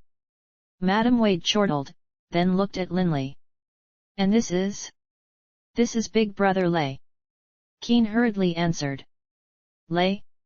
Madam Wade's eyelids flickered, then she laughed. "Oh, Mr. Lay. I imagine it must have been you who protected and escorted them to Sayre City. I absolutely must thank you on behalf of Jen and Keen. Come, let's all go to the castle. Tonight, I am going to arrange a magnificent banquet for my two poor little children." The castle of the city governor was a square block, and was quite an imposing sight. What a useless fellow! After hearing the news which the messenger knights had delivered, Madam Wade was even more furious. Holmer had been a chess piece that she had trusted. But now that Holmer had failed, Madam Wade felt extremely frustrated. "With that Mr. Lay present, it will very hard for me to kill Keen." Madam Wade was extremely angry. "Poison? The poison used by ordinary poison experts won't be able to escape detection. Assassins? How many can deal with this Lay?" Madam Wade's eyes slowly sharpened. "Looks like there's only that one method left." The worry disappeared from Madam Wade's eyes. The only thing left was confidence and callousness. Within the enormous dining room of the castle, the giant glass chandelier had been lit, casting its resplendent, bewitching light upon the room. All of the nobles of Sayre City were present today. "I've heard that Count Wade's son has returned. I wonder how Madam Wade will deal with this." "Who knows? But Madam Wade definitely will not give up her authority. Madam Wade is extremely vicious. Sadly for her, her baby boy died in the arms of a woman." "What a joke!" The various nobles chatted in soft tones. Whom amongst them did not know that Madam Wade was a tyrannical, domineering woman. But since they lived in Sayre City, at most they would mock her in private. They didn't dare to publicly offend her. Madam Wade has arrived. Instantly, all of the gossiping nobles ceased their discourse.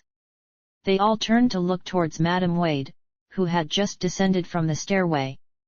Madam Wade still looked as stately and arrogant as she ever had. Madam Wade enjoyed the attention of the people present. She tilted her head up slightly as she descended. Everyone! Madam Wade laughed. Today is a joyous occasion. Those two poor children of mine, who have suffered outside for 8 years, have finally returned today. At this time, 2 more people suddenly appeared at the stairway. One was a young man wearing a black gentleman's suit, while the other was a golden-haired young lady wearing a white, full-bodied dress. They came out together, and the eyes of many nobles lit up. Although Jen was dressed very simply, when matched with her appearance, her figure, and her kind, innocent demeanor, she was a soul-stirring sight. Many young nobles present made up their minds to go over later and ask who that girl was. Jen, Keen, come. Madam Wade called out to them warmly. Jen and Keen walked down the stairway together, standing beside Madam Wade. Madam Wade called out warmly, "This is Jen. Look, what a beautiful girl she is. And this handsome young man is Keen." Madam Wade sighed emotionally. Jen and Keen have finally escaped their bitter lives. But their mother, my dear sister Madam Wade's eyes grew red, as though she were about to cry. "Senior Madam, if the second Madam knew how much you cared about her, she would undoubtedly be very moved." An ancient voice rang out, and Lambert walked in with Linley by his side. Madam Wade glanced at Lambert. Lambert was previously the second Madam's most faithful servant. Even after the second Madam had fallen into dire straits, he continued to follow her without complaint. Jen and Keen felt extremely unhappy as well. They knew that the reason for their mother's deaths and those 8 bitter years they had suffered were all caused by the senior Madam in front of them. Jen knew how to hide her thoughts, but the 14-year-old Keen ridiculed angrily, "Senior Madam, why didn't you ever come visit us during these 8 years? We've missed you so terribly." Madam Wade's facial expression didn't change at all. She sighed, "All these years, I've been working on behalf of Sayre City, and I've never had time. Every time I think about this, I feel I've mistreated the 2 of you." Linley suddenly laughed and said directly, "Madam Wade, Count Wade has now passed away, and Keen is his successor. The reason he has returned this time is to assume the position of city governor. Madam Wade, I wonder if you have already decided on a date for Keen to assume the city governor's position?" Everyone in the dining room fell silent upon hearing these words. All of the nobles present knew that the main act of the play was starting. At the same time, all of the nobles stared at Linley in puzzlement. They didn't know where this youngster had come from, for him to dare to so boldly and directly say these words. "Mr. Lay." Madam Wade's face grew hard, and she said coldly, "As their aunt, I must thank you for escorting Jen and Keen to Sayre City. But the question of Keen taking over the governorship is an internal affair of our clans. It isn't very appropriate for you, an outsider, to get involved, is it?"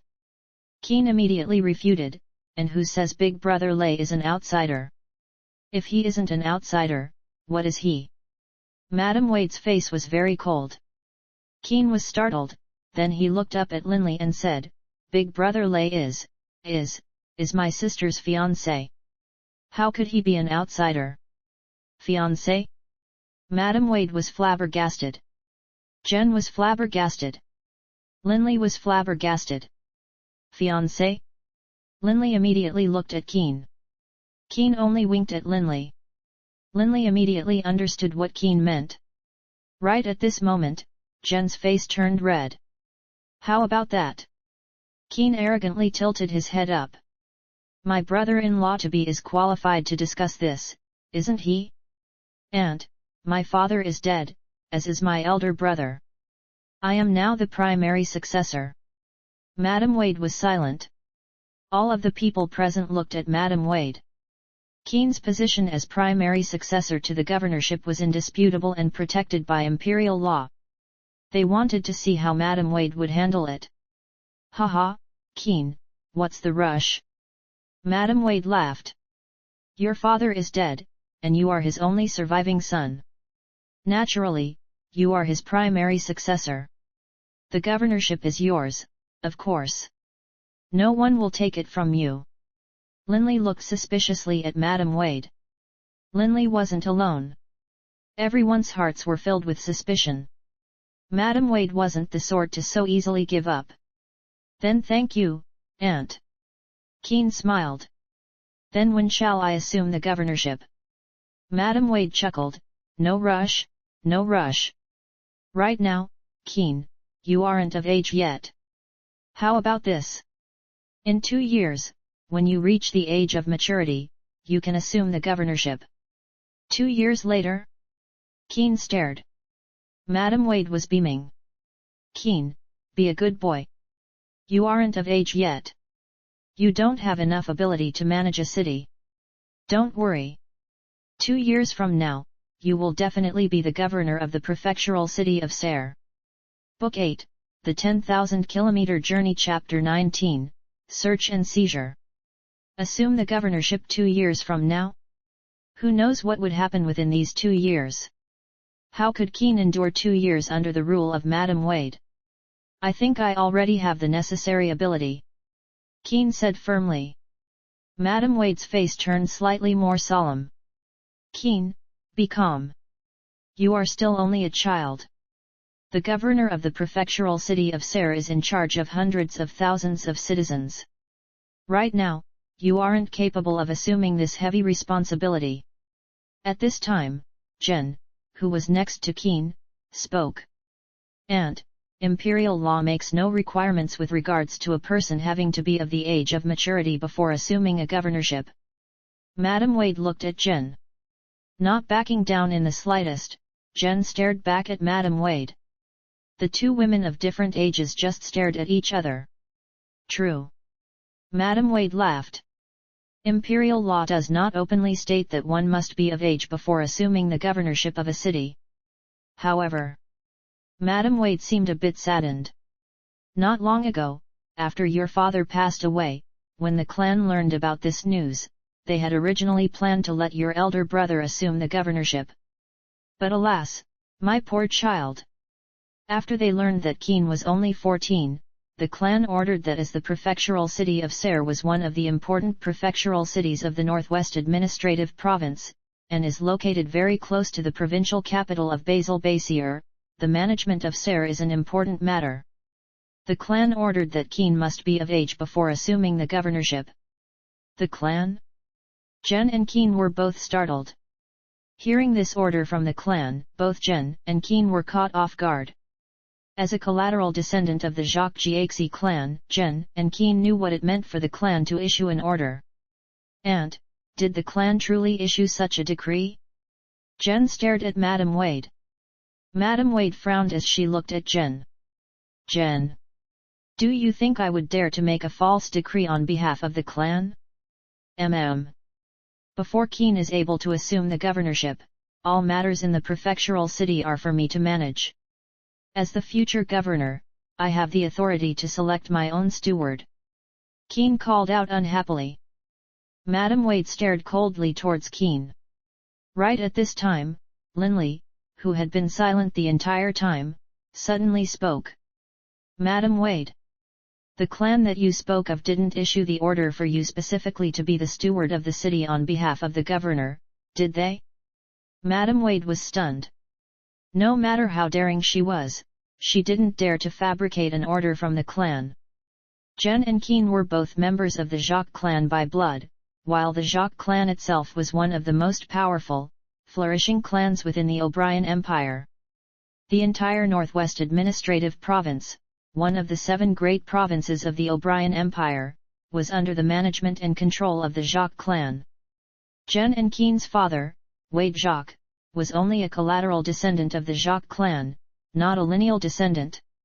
If it wasn't because of the support of the Jacques clan, how could a coward like Wade Jacques have assumed the position of city governor? But now, Wade was dead. In the eyes of the Jacques clan, the prefectural city of Serre naturally would have to remain in the custody and management of the Jacques clan. Although Madame Wade had married Wade Jacques, she herself did not, after all, carry any Jacques blood. It wasn't likely that the Jacques clan would allow Madame Wade to assume the position of steward of the city of Serre. Humph! If it wasn't for those old relics in the clan, Madame Wade was inwardly hateful. No matter how formidable Madame Wade was, there was no way she could compete against the clan. A single word from them could turn her, a noble lady, into a beggar. I'm not of the age of maturity yet, but my sister is. I will send people to the provincial capital of Basel. I trust that the elders of the clan will allow my sister to be the steward of the city, rather than you. Keane said forcefully. There was no way that the enmity between Jean, Keane, and Madame Wade could be resolved. In just a few words, it had been totally exposed for everyone to see at this dinner. After all, Keane and Jean's mother had been hounded to her death by Madame Wade. Jean and Keane, as well, had been the victim of repeated assassination attempts at Madame Wade's orders on this trip. Fine. Fine. If you have the ability to do so, go ask the clan. I really want to see for myself if the clan will hand the stewardship of the prefectural city of Serre to an 18-year-old girl. Madame Wade raised her chin, speaking arrogantly. Keane's face was filled with stubbornness as well. A young man at 14 years of age was at his most rebellious. The more arrogant Madame Wade was, the more Keane would retaliate against her. Keane believed that the clan would definitely stand on his side. He was, after all, a member of the clan. After the dinner banquet, Linley, Jean, Lambert, and Keane were all together. After asking a few questions, Linley finally realized how enormous and powerful the Jacques clan of Jean and Keane was. And their father, Wade Jacques, was nothing more than a collateral descendant and not part of the ruling line. The true ruling branch of the clan had an astonishing amount of power.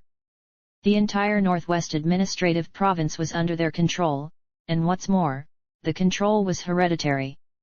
The Jacques clan had already managed the Northwest Administrative Province for around 1,000 years. The imperial clan of the O'Brien Empire really is very confident, to allow a single clan to manage one of his provinces for 1,000 years. Linley sighed in amazement. The amount of territory a province controlled was greater than the amount of territory the kingdom of Fenley had. To allow a clan to manage a province for so long was to allow a clan to easily accumulate an astonishing amount of power. This was a common reason for eventual rebellion and an empire breaking down. But the imperial clan of the O'Brien Empire was extremely confident. Because they had the war god, as well as the large number of powerful combatants of the War Gods College. Additionally, the two most important administrative provinces in the O'Brien Empire, the Central Administrative Province and the O'Brien Administrative Province, were both under the control of the imperial clan. As long as the war god is present, not a single clan dares rebel. Even if the war god doesn't intervene, the disciples his War Gods College had admitted over the past thousands of years now constitute an astonishingly formidable force. Linley understood. In the face of absolute power, those so-called armies were just a joke. Armies were only used as a show of force for the commoners. Only saint-level combatants could truly determine the fate of a nation. The Jacques clan must be extremely powerful, after having managed the Northwest Administrative Province for 1,000 years. Linley said to himself. Humph, that venomous woman. I refuse to believe the clan will support her. Keane said angrily. Lambert only chuckled. Young master, don't worry. If the clan were likely to support her, she wouldn't have acted the way she did tonight. Indeed. Right now, Madame Wade was both very angry and very frustrated. How dare those two countryside siblings be so wild and arrogant? It's a pity that I didn't send someone to kill them years ago. If I had, I wouldn't have so many problems today. In the past, Madame Wade had believed that her own son was sure to be the next governor of the prefectural city of Serre. But she didn't expect that her son would die so early.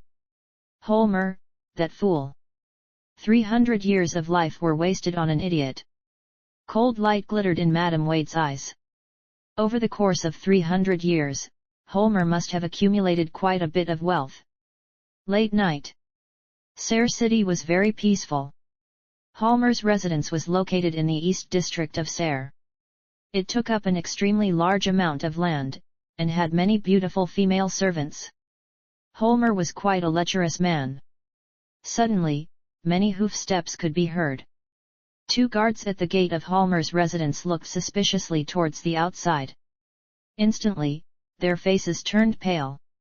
A large number of armored city guards had clustered around the main gate. "Open the gate!"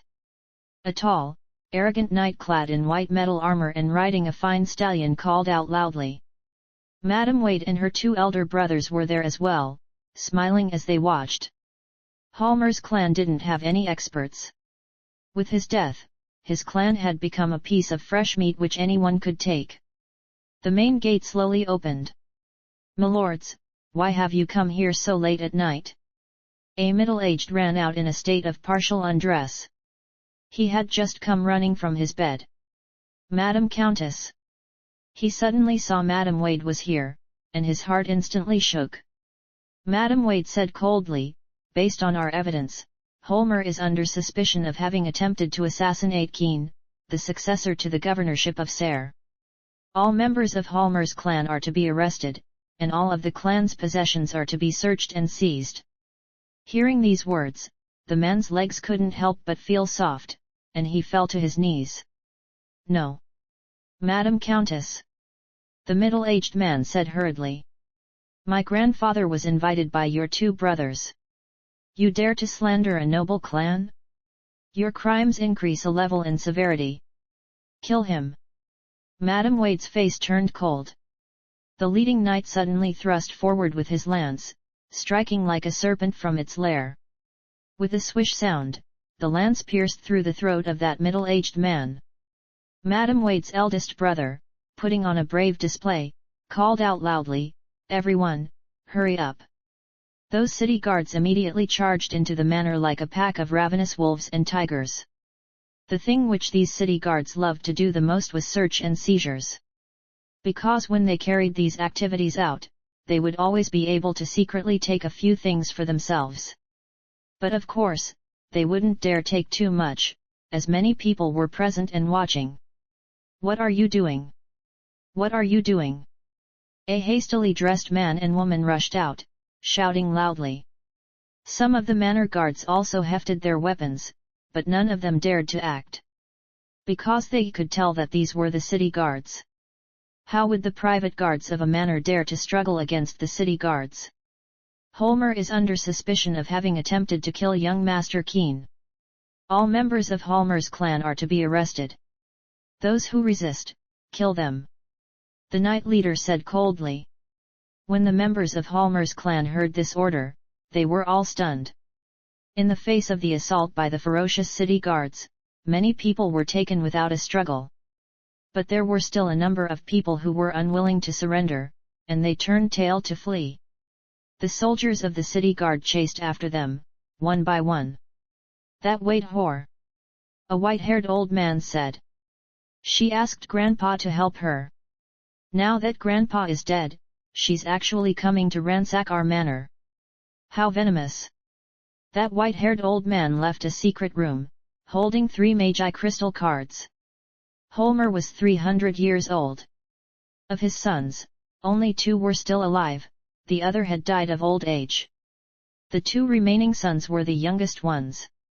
As for grandsons, the oldest grandchildren of his were 200, while the youngest were only around 30. "Stop!" A city guard suddenly noticed the old man. The old man threw a handful of dust out. The guard's face immediately turned blue. He grabbed at his throat, emitting several pained noises, then collapsed. He was dead. With a sneer, the old man very agilely ran towards a small alleyway. "Hold it!" A loud shout from far away. The old man didn't pay it any heed, increasing his speed instead. Swish! An arrow pierced through the air at astonishing speed, howling as it pierced into the old man's back. The handsome, golden-haired knight lowered his bow.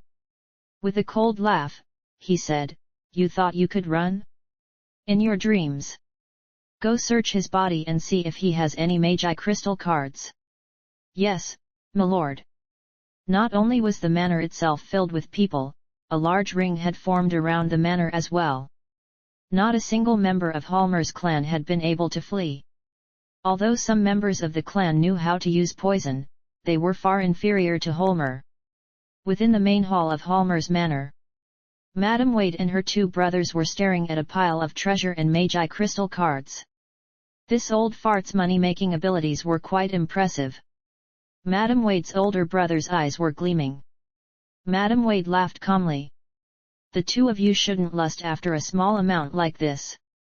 When we take over control of the city's governorship, our wealth will be far greater than this." In the air, high above Halmer's manor, Linley had a pair of translucent wings on his back. He was flying in the air, watching the looting and ransacking scene below in Halmer's manor. Madame Wade really is vicious and ruthless. This Halmer really is quite unfortunate.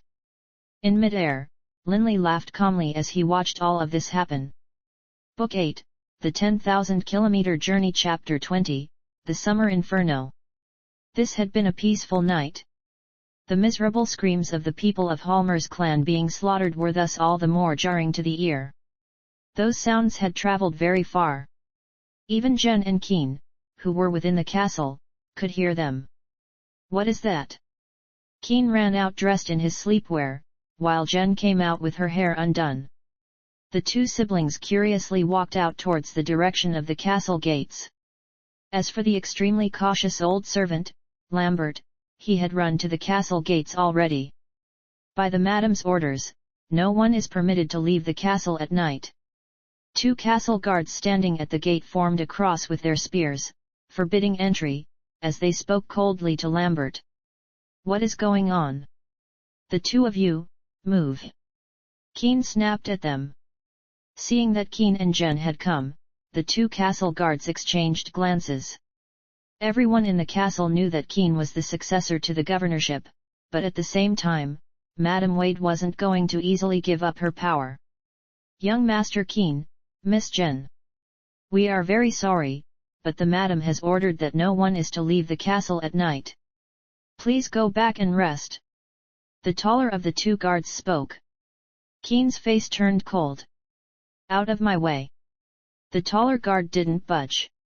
He only begged painfully, "Young Master Keen, please don't make things difficult for us. If you force us to let you pass, you'll be killing us. We really can't afford to disobey the madam's orders." Keen was boiling with rage. By his side, Jen said to him, "Enough, Keen. Let's not make things difficult for them. They are in a very pitiable situation." "Thank you, Miss Jen." "Thank you, Miss Jen." Those two guards hurriedly said. In their hearts, they felt very grateful to Jen. Jen was as beautiful as a holy angel, and she possessed a kindly soul as well. Jen asked gently, "May I ask, what exactly happened outside? I heard screaming. It seems as though there was some sort of disaster in the east district of the city." The taller guard said in a low voice, "Miss Jen, not too long ago, the madam led a group of people out of the castle, and quite a large number of city guards passed through as well." "And? City guards?" Jen and Keen were both confused. Why was Madame Wade leading a large group of city guards so late at night? "Miss, young master. Let's sit down and rest for now." Lambert pointed at a nearby stone bench. Jen and Keen nodded, then walked over, the three of them sitting down. Jen, Keen, and Lambert were all extremely irritated. Madame Wade's existence was like having a fishbone stuck in their throats, causing them a great deal of misery. "That damn woman wants to use me not being of age as an excuse to try and force me to wait 2 years. HRMPH. 2 years. Within those 2 years, I probably would have been killed by her long ago." Keen cursed in a low voice. Jen nodded as well. The two siblings knew very well that they couldn't allow Madame Wade to continue to act as she pleased. "Young miss, young master. The senior madam has been in charge of Serre for quite a long time. The city guards as well as the castle guards all obey her orders. The senior madam's prestige is at a very high level. If young Master Keen is unable to become the governor, it really will be very hard for us to fight against her. After all, there are too few people here who wholeheartedly support us." Lambert was very resigned. Jen, Keen, and Lambert were all silent. Within Serre, there were very few people who supported them. Perhaps even if there were people who supported them, they wouldn't dare to do so openly. In the prefectural city of Serre, Madame Wade was like a local tyrant. Whoosh! A wind began to blow. "Who is it?" The two gate guards cautiously raised their heads, and saw a man dressed in a black warrior's outfit and wearing a heavy black sword on his back descend from the air. Linley looked backwards at the guards. Instantly, the two guards no longer dared to speak. They had heard of how powerful Linley was. At these guards' level of power, they couldn't even dream of stopping Linley. "Big brother Lay." Jen and Keen stood up. Linley turned to look at them. Summer was just starting, and the temperatures at night were still fairly high. Keen and Jen were only dressed in simple sleepwear, and their hair was all mussed. "Big brother Lay, what exactly is going on outside? Why is it so noisy?" Keen looked at Linley and asked. Linley said casually, "Madame Wade led a group of city guards to Halmer's Clan Manor and launched a search and seizure operation. Tell me, how could it not be noisy?" "Search and seizure?" Jen and Keen were stunned. "Halmer's clan?" Lambert was greatly shocked as well. Linley casually sat down on another end of the long bench. Laughing, he said, "Just wait, and rest here for a bit. Very soon, you'll hear some good news." "Good news? Can it be that she intends to give us the money she seized from that bastard?" Keen cursed quietly. Boom! Right at this moment, a thunderous explosion could be heard from the east. The explosive sound was so noisy, it sounded like several dozen thunderbolts going off at once. This explosion probably woke up at least half of the residents of Serre City. What was that? Jen, Keen, and Lambert jumped to their feet in shock. The nearby guards, as well as the castle servants and female attendants all stared eastwards as well, and as they did, they saw that blazing flames were rising into the sky from the east. How could there be such a large inferno? And where did that explosion come from? Linley looked questioningly towards the east as well. All of the people in the castle were mystified. They all waited quietly for the city guards to return, as well as Madame Wade. Perhaps they would know what was causing that huge inferno in the east, or that massive explosion. After a while, a chorus of hoof steps could be heard outside the castle, followed by countless shouts. Immediately following these shouts were a series of frantic knocking sounds from the gate that came as quickly as raindrops in a storm. Bam! Bam! Bam! Bam! The knocking sounds were frantic and ringing. "Open the door, quick!" Angry roars could be heard from outside the castle gates. The two gate guards didn't dare to hesitate. They immediately opened the castle gates, as Linley, Lambert, Jen, and Keen watched. Once the castle doors were opened, they saw that in front of the castle were a large number of knights as well as heroic warriors. Their leader was a golden-haired man who was wielding a spear. "Out of my way!" The golden-haired man roared to the two gate guards.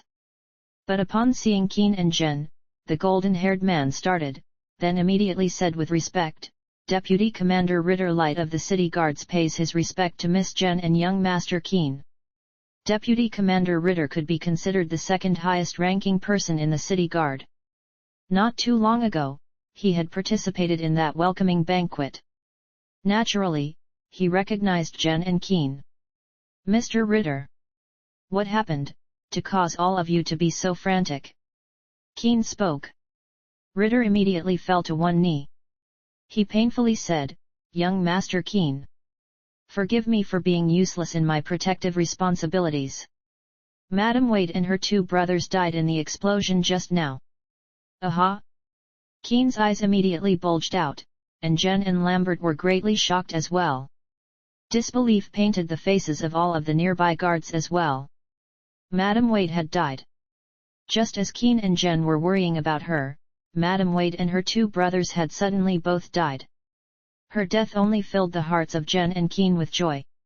Jen and Keen glanced at each other, their eyes filled with wild joy. What exactly happened? Explain clearly. Keen adopted the attitude and posture of a superior lecturing a subordinate. The golden-haired Ritter immediately replied, "Your subordinate led several hundred members of the city guard, under the command of the Madam Countess, to launch a search and seizure operation of Halmer's Manor. After we finished the search and seizure operation, Madam Countess ordered that all the treasures of the Halmer clan be placed within the main hall, then ordered all of us soldiers to leave, leaving behind just her and her 2 brothers in that hall." Hearing this, Keen couldn't help but quietly curse, that BTCH really is shameless. Ritter continued, "We were stationed outside capturing the escaping members of the Halmer clan, but who would have thought that suddenly, the Halmer clan's manor would catch fire. As soon as it did, everyone charged in to rescue the Madam Countess. But we hadn't even made our way inside before we heard that terrifying explosion. Half of the building suddenly blew up and was destroyed." Ritter said painfully, "By the time we reached Madam Countess and the other 2, we found only their bodies, which had already been blown apart by the blast. All 3 of them were dead." "Fine. Order people to bring my aunt's corpse here, then go back and rest," Keen directly ordered. "Yes sir." Ritter immediately issued the order. Everyone all understood that with Madam Wade's death, all of the authority in the prefectural city of Serre now rested with this 14-year-old boy. Everyone watched as Ritter's men brought the charred, blasted remnants of the corpses inside. Only now did Keen and Jen totally believe that it wasn't just a dream. That detestable Madam Wade had truly died. From this day forward, their lives would no longer be lived in fear. Big Brother Lay. Jen suddenly came to her senses. She turned to look at Linley. "Thank you." Lambert only now understood as well. Looking at Linley, he said with gratitude, "Mr. Lay, the good news you wanted us to hear truly was excellent news. It was the best type of news, the news that we've been saved." "What are you talking about?" Keen was flabbergasted. "What do you mean by mumbling about good news and excellent news?" "Oh." Finally, Keen understood as well. "Big Brother Lay, just now, you came in from outside the castle?" Keen asked quietly. "Yep." Linley nodded. Then a hint of a smile was on Keen's face. Linley began to chuckle as well. "Seeing how nervous and restless you all were, I helped you address the root of your troubles. All right, time to go to bed and have a good sleep, so you'll have the energy to take over the governance of this prefectural city." As he spoke, Linley turned and headed towards his own residence. Lambert, Jen, and Keen all were amazed. Staring at each other with shock and joy, they really wanted to scream with happiness. But of course, Madam Wade's corpse was right next to them. It wouldn't be appropriate for them to celebrate like that. "Boss. It's done?" Bebe was lying on the ground, his eyelids drooped sleepily. Linley chuckled. "Yep. All done."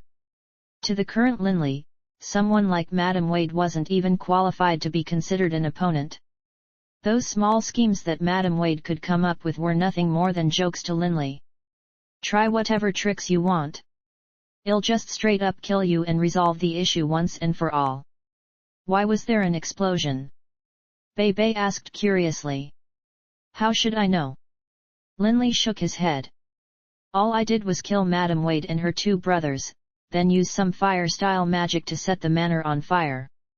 Afterwards I just rushed back alone. Who would have expected that as soon as I returned to the manor, there would be such an explosion?" What Linley didn't realize was that one of Halmer's experimental laboratories was located in that building. Many strange and bizarre chemicals and experimental materials were stored in that room. When Linley set fire to that building, he also unknowingly set ablaze some special materials, resulting in that massive explosion. You don't know? Bebe was startled. Oh. Then let's go to bed. Yab. Bedtime. Linley casually climbed into his bed, then went to sleep.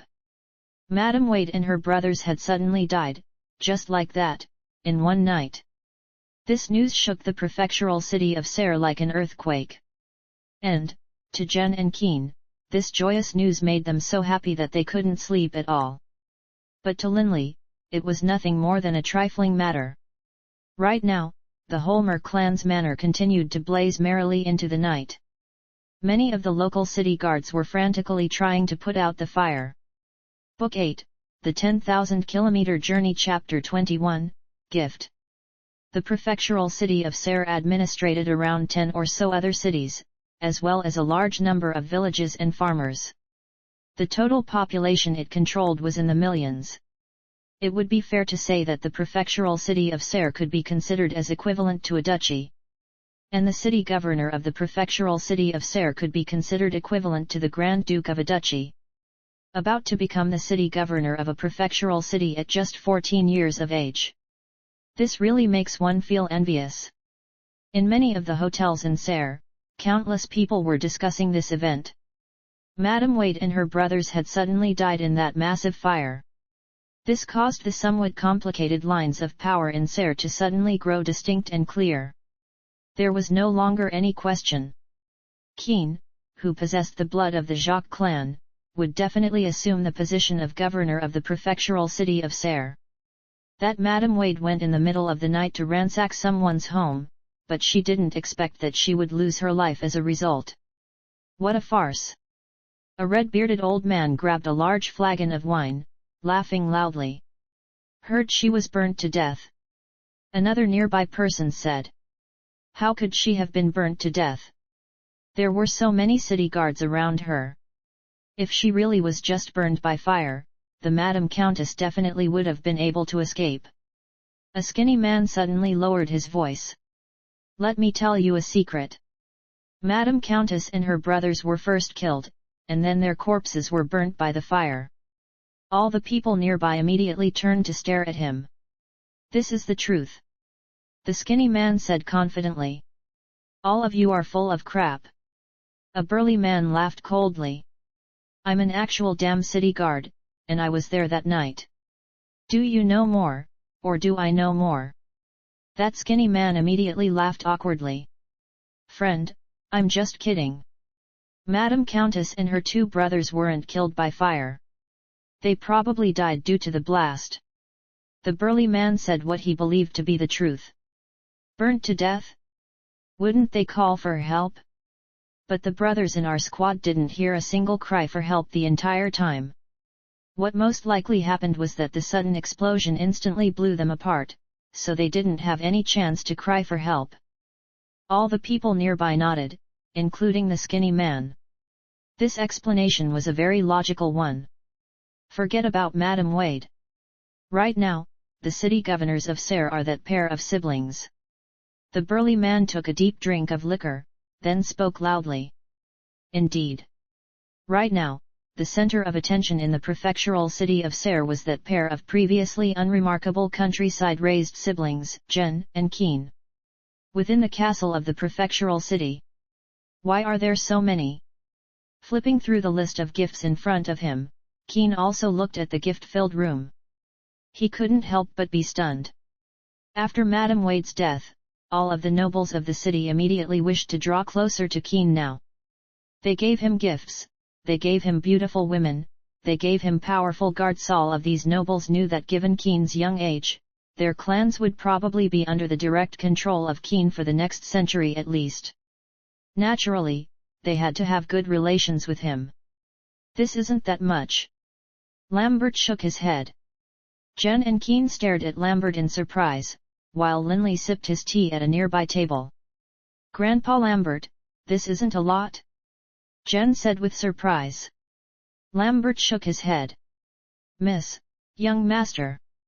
These gifts, all combined, are only worth a few 100,000 gold coins. A few 100,000 gold coins? HRMPH Miss, young master, do you know how much the senior madam's net worth was? I believe it was over 10 million gold coins. Over 10 million gold coins? Jen and Keen were both stunned. They had lived for so long in the countryside. When had they ever seen such wealth? Lambert, on the other hand, had followed their mother for many years. When he lived within the governor's castle, he had seen many things. This is very normal.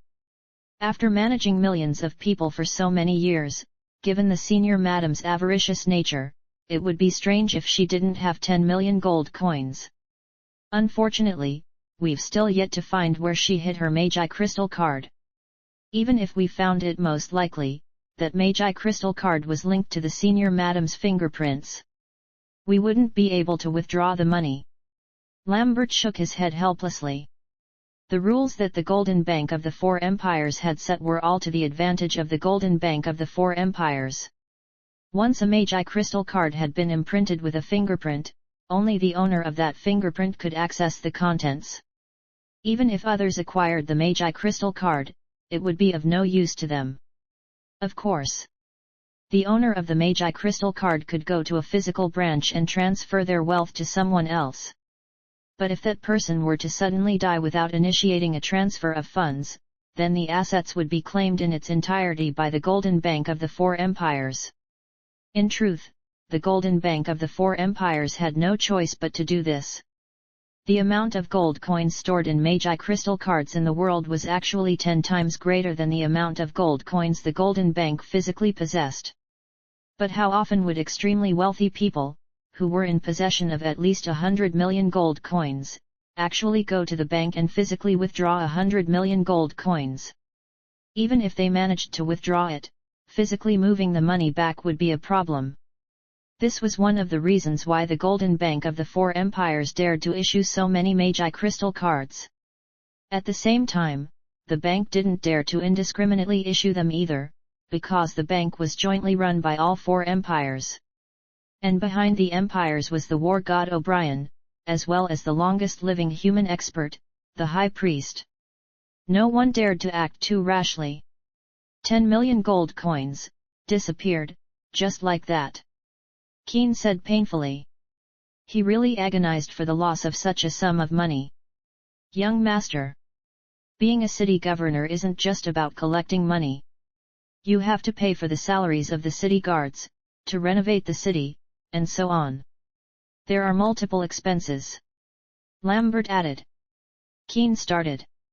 Wait, being a city governor costs money? Keen had no idea about this.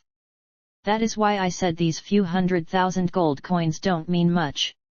Fortunately, the prefectural city does have its own treasury, which should have a fair amount of money inside. Lambert said. Keen rubbed his head. Ah. It seems as though being city governor is quite complicated and quite burdensome. Sis. Keen looked hopefully at Jen. You have to help me out. Jen nodded honestly. Keen, I'll definitely do my best to help. But this simple nod of the head was the beginning to a painful life for Jen. Right now, neither Keen nor Jen nor Lambert knew that while they were worrying over money, the tea-drinking Linley was in possession of an astonishing fortune that had been built up by a royal clan over thousands of years. Most likely, even their clan, the Jacques clan which had managed the Northwest Administrative Province for 1,000 years, couldn't match Linley for wealth. After all, no matter how money-grubbing they were, they couldn't outcompete the royal clan of a kingdom. Jen, Keen. Linley suddenly spoke. You guys can stay here. I need to go train. Jen and Keen both looked at Linley. Keen chortled, Big Brother Lay, don't spend too much time training tonight. You have to remember to come for dinner. Tonight me sister is going to personally cook. Jen immediately blushed. Ever since the night of the banquet, when Keen had openly said that Linley was Jen's fiancé, all of the citizens of the prefectural city of Serre had really come to believe this was the case. Even the servants believe it. Naturally, this made Jen quite embarrassed. Oh, right. Linley waved his hand with a smile. Suddenly, in front of the courtyard, 4 large chests appeared out of nowhere. The chests were all open, and they were filled with all sorts of artworks, valuable magicite cores, and some rare, highly precious materials. What is this? Keen and Jen were both stunned. These are the possessions of Halmer's clan. I'm not too sure what the valuation of these 4 chests is. Most likely, over 1 million gold coins. Take these as well. Linley took out 8 magi crystal cards. These are the unimprinted magi crystal cards of Halmer's clan. There's 8 cards in total. Each of them should have 1 million gold coins stored within. Linley had overheard this information from Madame Wade's conversation with her 2 brothers. Only then had he learned about the value of these magi crystal cards. This Keen and Jen, and even Lambert, stared at Linley in shock. All combined, this should be worth nearly 10 million gold coins, right? With these you won't have to be too stingy and tight-fisted in managing the prefectural city of Serre. All right, time for me to go train. Linley casually tossed the 8 magi crystal cards into the chests, then turned and left. Jen, Keen, and Lambert all stared at the 4 chests, as well as the 8 runed magi crystal cards. They didn't know what to say. Sis. Keen looked at Jen. Jen was stunned. Originally, when I asked Big Brother Lay to help us, I said I would give him 10,000 gold coins. This. The 2 siblings really had no idea as to what they should say. They had offered 10,000 gold to Linley to ask him to help them out, but he only took a single gold coin and now, gave them this fortune worth 10 million gold coins. 10 million gold coins. This was an extremely amazing fortune. When the Debs clan of the Kingdom of Fenley was at its most flourishing, its net worth was only around 100 million gold coins. After the repercussions of the smuggling affair, their net worth dropped to around 10 million gold coins, but despite that, they were still a major clan of Fenley.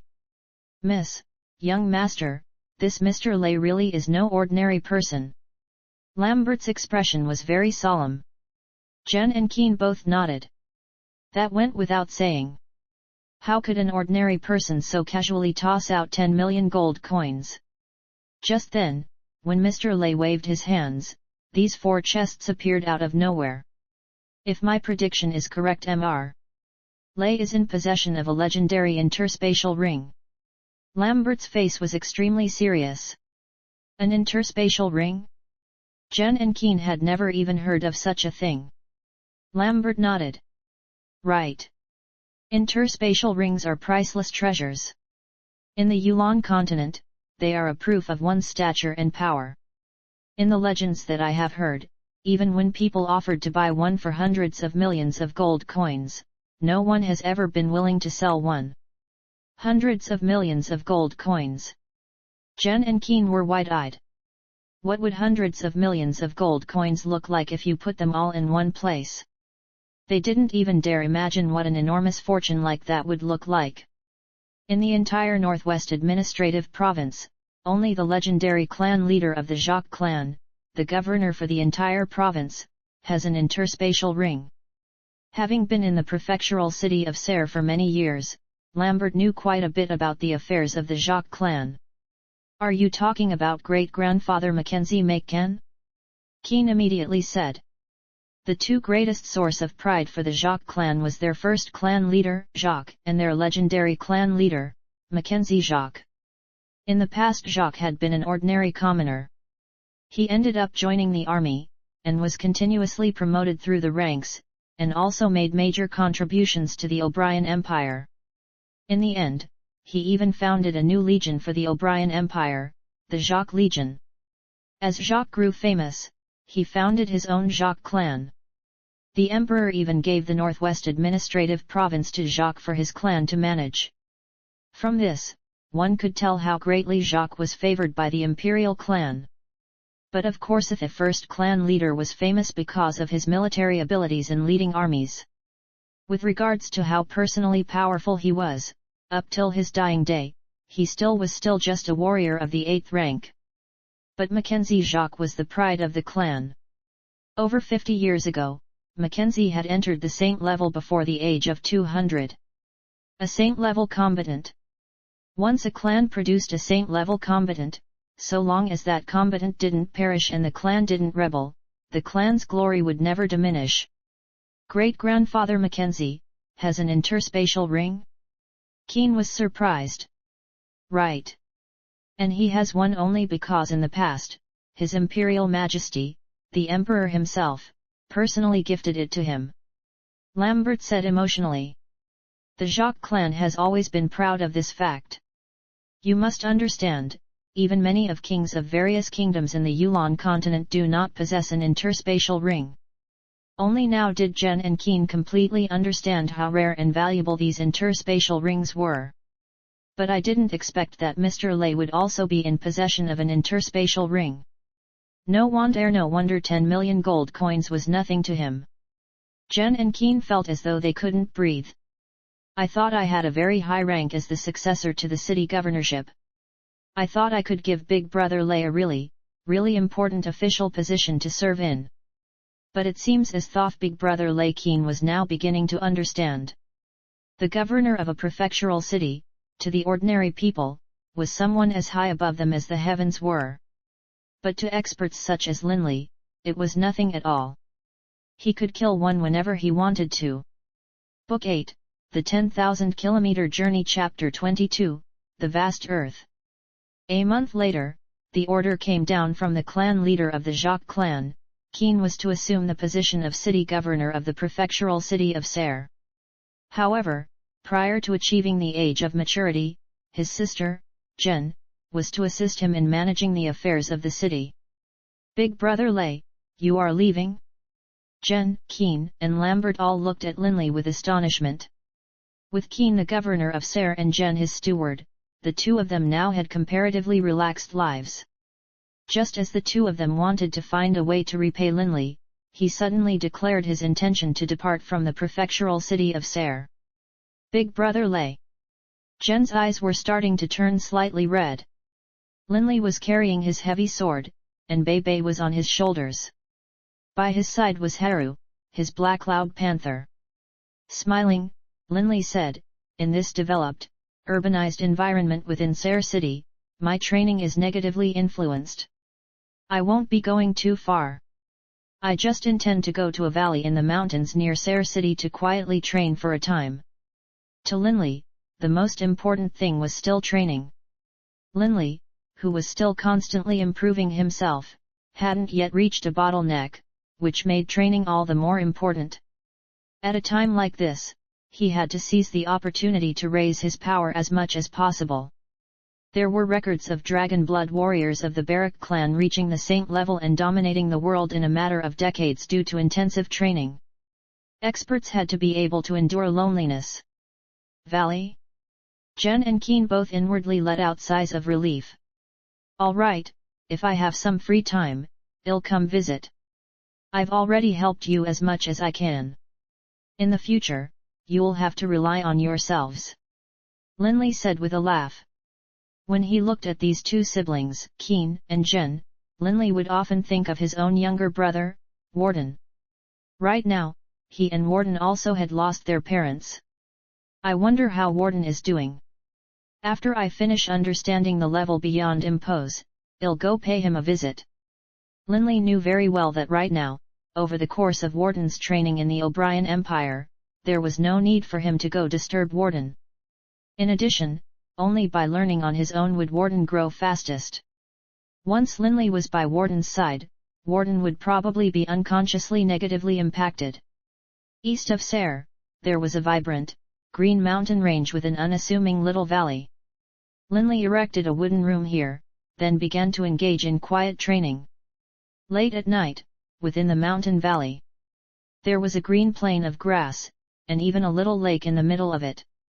Linley was seated in a meditative trance close to the lake.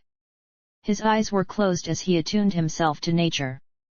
By his side, there was a lit campfire, casting a flickering light across Linley's face. Linley could feel the expansiveness of the vast earth, the flows of the wind, and the streams of water. He could feel the passion of the flames.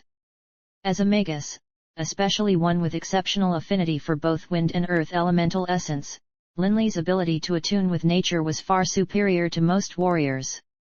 This was the reason why that ancestor of the Barak clan who used a heavy warhammer as his weapon only managed to reach the level of impose after entering the saint level. After all, it was harder for warriors to become one with nature, compared to magi. The thunderbolt technique learned when I reached the level of wielding something heavy as though it were light contained explosive force, like the eruption of a volcano. As for the so-called impose, it contains the imposing force of nature itself, of earth, fire, water, and wind.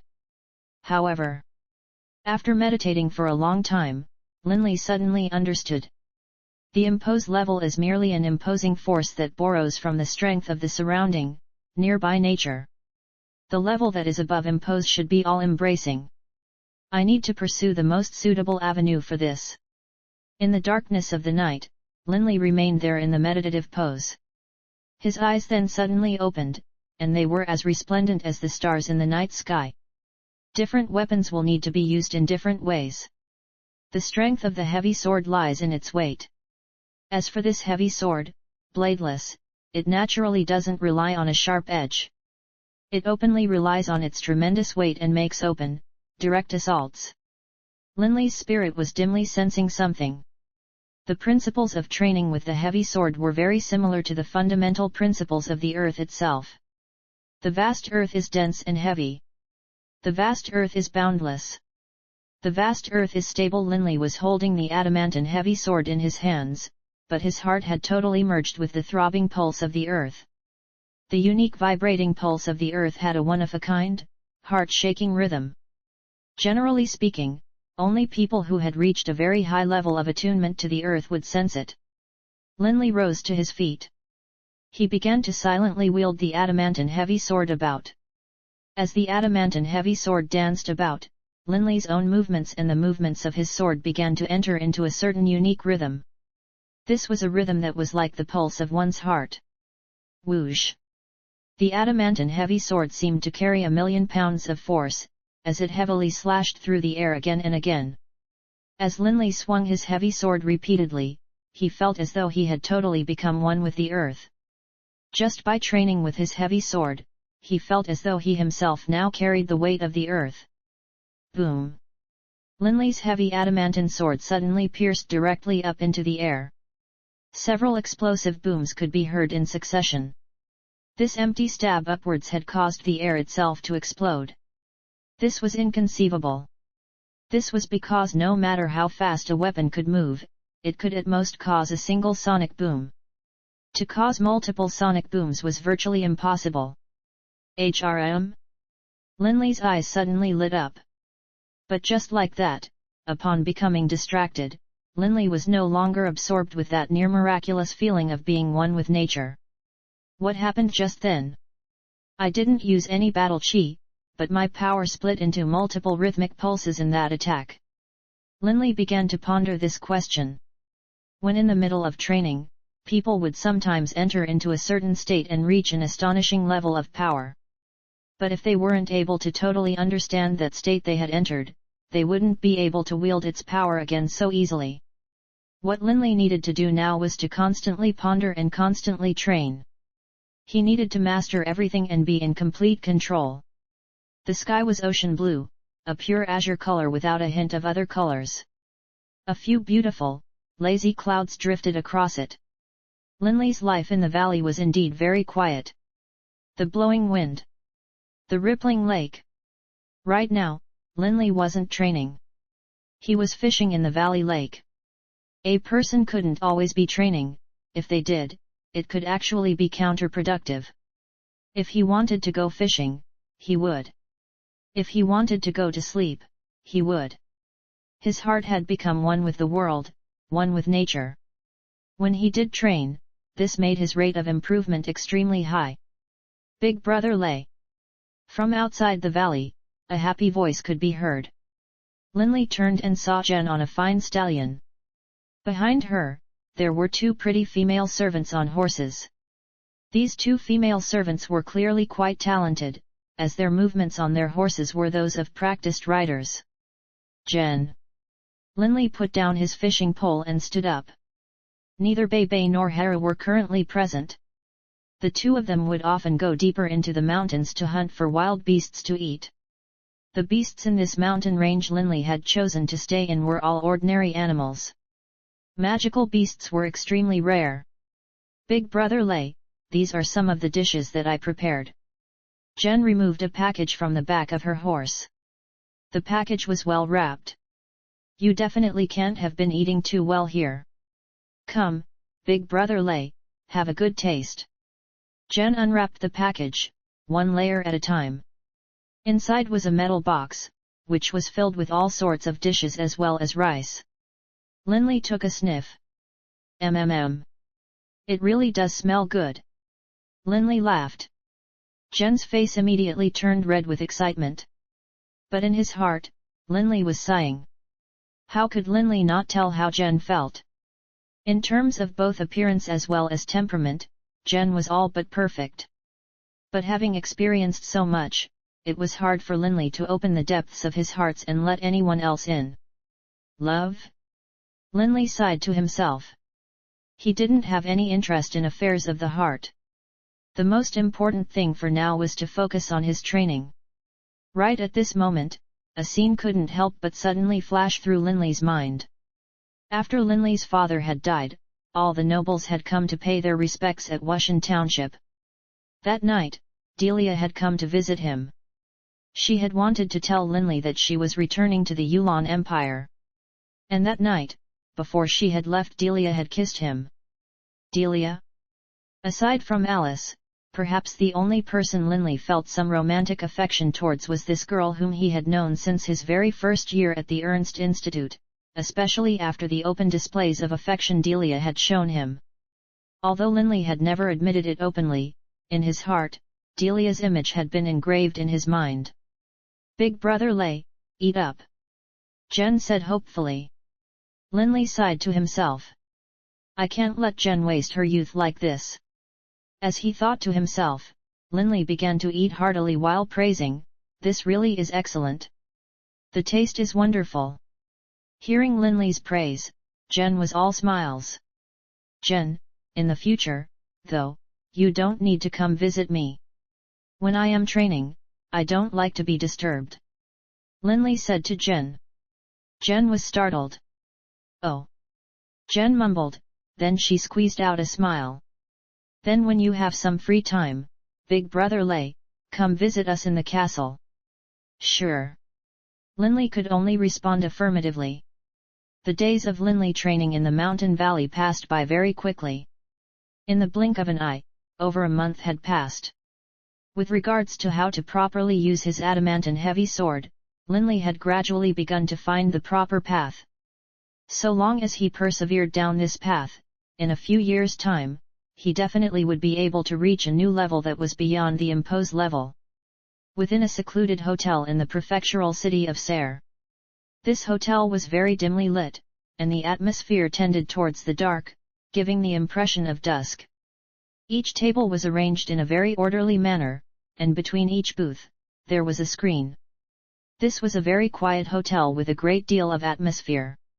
The first time Linley had come here, he had taken a liking to it. The expenses here were fairly high as well. While he was training, generally speaking, every 7 or 8 days, Linley would come here and drink wine while listening to the elegant, beautiful music of the hotel. Every so often, he would hear some gossip from travelers. It's almost July. Warden's school year should be starting soon. Linley thought to himself. Right now, there were quite a few customers in this hotel. All of the customers engaged in conversations were quite conscientiously lowering their voices as they spoke, but when Linley focused, he could clearly hear every word of every conversation they were having. Suddenly, a quiet conversation attracted Linley's attention. Have you heard? In the imperial capital, an incredible genius has emerged. A 17-year-old named Warden. On a table next to Linley, there were 3 middle-aged men. They were discussing the various geniuses of the empire. Warden? Linley focused his attention on them. After having spent so much time in the O'Brien Empire, Linley had yet to learn anything regarding Warden. Are you talking about that genius who popped up out of nowhere in the O'Brien Academy? The bald man's eyes lit up. I've heard of him too. The end-of-the-year competitions for students of the 7th grade always receive a great deal of attention. Even some students who have reached the 8th rank will participate on occasion. As the number 1 warrior academy of the Yulon continent, the O'Brien Academy was divided into 7 grades. Upon reaching the 7th rank, a warrior was admitted into the 7th grade. A warrior of the 7th rank was qualified to graduate, but many of them still elected to stay in the academy. Even some warriors of the 8th rank were in no hurry to graduate. Old Bald Vulture, you've heard this news as well? That Warden is really woe. A jade-haired middle-aged man sighed. Only 17 years old. In the past, he had never participated in any of the yearly competitions. This time, when he took part in the 7th grade competition, he actually defeated a warrior of the 8th rank to become the champion of the 7th grade class. What? A 17-year-old who defeated a warrior of the 8th rank? Are you serious? Is this real? A pudgy man who had only been listening up till now suddenly spoke in shock. The bald man glanced at him. Of course it's real. I personally witnessed it. You have no idea. This warden was around 2 meters tall and extremely powerfully built. His physical presence alone exerts tremendous pressure on people. His weapon of choice is an extremely terrifying giant warblade. Wielding that warblade, that warden was actually able to defeat a warrior of the 8th rank to become the champion of the 7th grade class. From what I heard, for this warden to already be able to defeat a warrior of the 8th rank now means that he most likely will be able to reach the 8th rank himself by age 20. In the past, the prodigy sword saint, Olivier, reached the 9th rank when he was 30. This warden's natural ability isn't too far off. The jade-haired man praised as well, for a 17-year-old to be able to defeat a warrior of the 8th rank is amazing. It has been a long time since the Empire has produced a genius like this. He's even been publicly acknowledged as the number 1 genius of the O'Brien Academy, and the Emperor has already conferred upon him the title of Count. Book 8, The 10,000 Kilometer Journey Chapter 23, The Cardinal. The fat man said questioningly, Hey, according to what you two are saying, someone like this warden should have become famous a long time ago. Why hadn't anyone heard of him until now? The bald man nodded. I was suspicious about this question as well, so I did some investigating. This warden, in all his time at the O'Brien Empire, had never participated in the yearly tournaments, nor did he ever duel against any experts. That's why he didn't have any fame at all. To have power but not reveal it. The jade-haired man and the fat man both sighed in appreciation. Forget about the past. The bald man was very confident. After this 7th grade tournament at the O'Brien Academy, this warden is going to be the center of attention. Within that secluded little hotel, Linley continued to sip his wine. There was a hint of a smile on his face. Little warden is 2 meters tall? That's a bit taller than me. When warden left Wushan Township, he had only been 6 years old. At the time, he still had his baby teeth, and was very adorable. In the blink of an eye, 11 years had passed. Little warden. A warm feeling swelled in Linley's heart. This was the affection and bond between siblings. Little warden's density of dragon blood in his veins is even higher than mine. His natural talent as a warrior is higher than me as well. He defeated warriors of the 8th rank at age 17? I expect warden should have reached the 7th rank at least 2 or 3 years ago. Linley's guesses were absolutely correct. That year, the 6-year-old warden had followed housekeeper Hyrie on the long, winding road to the O'Brien Empire. Given warden's natural ability, it was easy for him to enter the O'Brien Academy. But housekeeper Hyrie understood that the Barak clan still belonged to the Holy Union. Thus, all this time, he had made sure that Warden would conceal his true strength and not reveal it. If Warden shone too brightly, after graduation, the O'Brien Academy wouldn't easily allow him to return to the Holy Union. Thus, per housekeeper Harris' guidance, this entire time Warden had been concealing his strength. Although he had revealed a little when he was a child, at that time he was too young and thus no one paid attention. Once he grew up and matured, he naturally understood the importance of concealing himself. Long years of hard training. At the O'Brien Academy, the top warrior academy of the most military powerful empire in the world, Warden's rate of improvement had been quite rapid. When Warden turned 14, Hillman, per Linley's instructions, had arrived at the O'Brien Academy. Actually, by the time Hillman had arrived at the O'Brien Academy, the Apocalypse Day had already happened long ago. The Imperial clan and major noble clans of the O'Brien Empire all had their own unique communications systems and had known about it long ago. As the elite military academy of the O'Brien Empire, the O'Brien Academy naturally knew about this news as well. When Hillman reached the Empire, Warden already knew that Apocalypse Day had occurred. Hillman informed Warden of the death of Hogg, as well as Linley's decision to seek revenge. Warden was totally stunned. He had no idea what he should do. With Hillman and Hyrie at his side, and with the Warblade Slaughterer in his hands per Linley's bequeathing, Warden made up his mind to assume the responsibilities of the clan. But in his heart, Warden remained concerned for his big brother, Linley. Warden didn't know what the situation was with Linley. The distance from the Holy Union to the O'Brien Empire was simply too great. A one-way journey would take at least a year.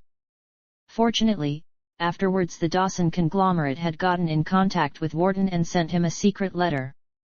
That secret letter was written by Yale. It clearly described the enmity between Linley and Clady, as well as the Radiant Church. It also informed Warden that Linley was fine, but that he would embark on a long period of solo training. After hearing this news, Warden felt a bit more at ease. Warden felt all the more proud of his big brother, and that made him all the more determined to work hard, so that in the future, he would stand side by side with his brother. In the past, Warden was already very hard-working, but the 3 years after that, Warden trained even harder. When he was 15 years old, Warden had reached the 7th rank as a warrior. When he turned 17, Warden believed that he had reached a certain level of attainment in the use of the Warblade Slaughterer. At that time, he made up his mind to participate in the yearly tournament. As a result of that participation, Warden shocked the Empire and became the most dazzling new star in the imperial capital. The Emperor himself had bestowed the title of Count upon him. Seated in the corner of the hotel, Linley was happier than he had been in a long time. "Boss, Warden? That's your little brother, right?" Bebe was curled up on a chair, staring at Linley with his beady little black eyes. Laughing, Linley nodded. "That little tyke can beat a warrior of the 8th rank?" Bebe sighed in surprise. "Boss, your little brother should be able to transform into a dragon blood warrior, right?" "Naturally." Linley was very proud of his younger brother Warden. "Bebe, I transformed into a dragon blood warrior through drinking the dragon's blood of the armored razorback Wyrm and agitating the dragon blood in my veins. My younger brother has a higher density of dragon blood in his veins. He can directly become a dragon blood warrior. But his dragon form isn't the same as mine." Linley clearly remembered how the dragon form transformation was described in his clan's records. Once the density of dragon blood in one's veins was high enough, after one trained according to the secret dragon blood manual, one could transform into a dragon blood warrior. Normally, a dragon blood warrior's body would be covered with azure draconic scales, have an azure draconic tail, and a single draconic horn sprouting from the forehead. Linley's transformation, however, was a dragon form covered with black scales and with black spikes piercing from his forehead, back spine, elbows, and knees, as well as a black tail. A bottle of green jadeite for each person. A voice which Linley was familiar with rang out in the hotel. This is... Linley seemed to have been struck by lightning. His entire body turned stiff, and then he immediately said mentally to Bebe, "Bebe, come to me. Don't reveal yourself." Linley placed Bebe onto a chair in the corner of his little booth. This hotel was very dimly lit. What's more, every table was separated by a wooden screen. Linley's body was almost entirely blocked by that wooden screen, and so that familiar person didn't see Linley at all. Linley turned his head to peek out just slightly. That pudgy figure. Those eyes which turned into slits when beaming. It's him. Linley immediately pulled his head back. Cardinal Lampson. Why is he here in the O'Brien Empire? And those people by his side aren't weak either.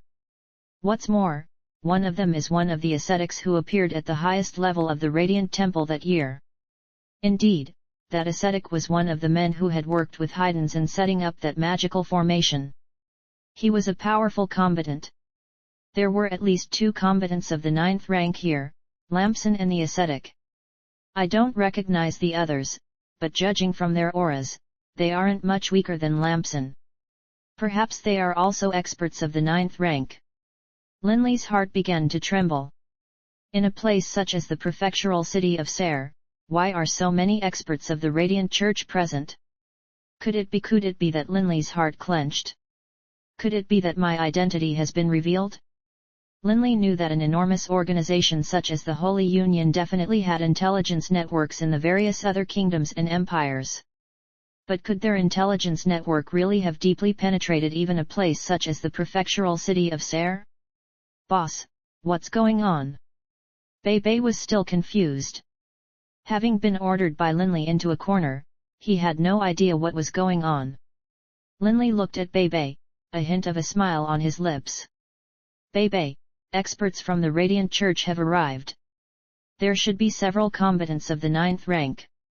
The Radiant Church? A murderous look flashed in Bebe's eyes. If they plan to act against me, I'll make sure none of them leave Serre alive. Linley's heart was filled with a killing intent as well. Linley's current level of power was far greater than what it had been in the past. When Dragon formed, his power was that of a warrior of the peak stage 9th rank. And what's more, with regards to the usage of his adamantine heavy sword, Linley had also reached the peak of the impose level, and had just dimly begun to sense his way to an even higher level of attainment. Linley listened carefully. Those people from the Radiant Church hadn't discovered Linley's presence yet. For this fellow's sake, we've spent 2 years. Finally, in another 10 days or half-month or so, we'll be able to go back.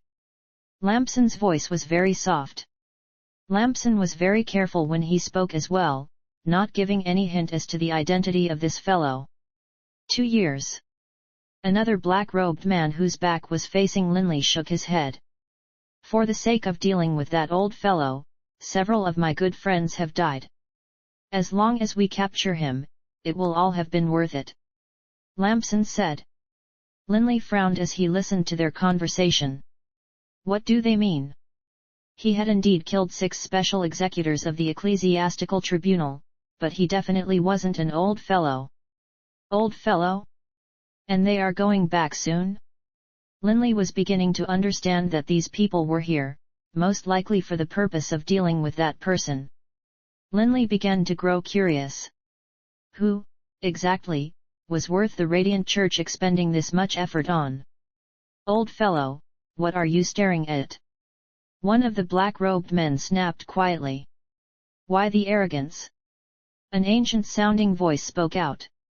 If it weren't for the fact that you outnumbered me and used some tricks, how could I have fallen into your hands? What a joke! Linley's eyelids twitched. It seemed that the owner of this old voice was the person whom the Radiant Church desired to acquire. The Radiant Church didn't send such a large number of experts to other countries to pursue and kill me. But they did for this old man. Who exactly is he? Linley wondered to himself. No matter what, and no matter who this old man is, I'll definitely rescue him. Linley laughed coldly to himself. Being able to disrupt the important plans of the Radiant Church will make myself feel a bit better. To totally destroy the Radiant Church and uproot it entirely was very hard. Right now, he could only proceed one step at a time. After waiting about half an hour, Lamson and his group of men finally left the hotel, taking the old man with them. From start to finish, Lamson and the people with him hadn't cast a single glance towards Linley, who had been hidden by his screen. Linley walked out from his booth. "Bebe, let's go." Linley casually tossed down a few gold pieces, immediately leading Bebe out of the hotel, following Lamson's group from behind. Linley's understanding of the impose level had already reached the peak of mastery. Just by using his knowledge of impose, Linley was able to stand on top of water without sinking down, something which most combatants of the 9th rank could not do. This was a higher level of understanding, which couldn't be accomplished simply through powerful physical strength or battle chi. Following behind Lamson's group, Linley finally managed to see who these people were. The Radiant Church has 6 people, along with that mysterious old man they have under guard. Linley had the sense that these 6 were all combatants of the 9th rank. 6 experts of the 9th rank, guarding and escorting a single old man. And with Cardinal Lamson personally leading the squad. Hearing their conversation, it seemed that Cardinal Lamson's squad had spent 2 years on this assignment, and had lost quite a few people as well. Just who is this old man? From behind, Linley managed to catch a glimpse of how the old man looked as well. He was extremely skinny, and his white eyebrows were so long that they drooped down to his chest. Most importantly, this old man was shackled by the hands. Only, there was a piece of cloth wrapped around the manacles. Most people simply wouldn't notice it unless they had carefully inspected it. Even Linley had only noticed it after tailing them for a long time, and only because a gust of wind had temporarily blown the cloth wrapping aside for a moment. HRM?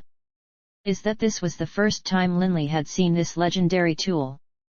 Anti-magic manacles?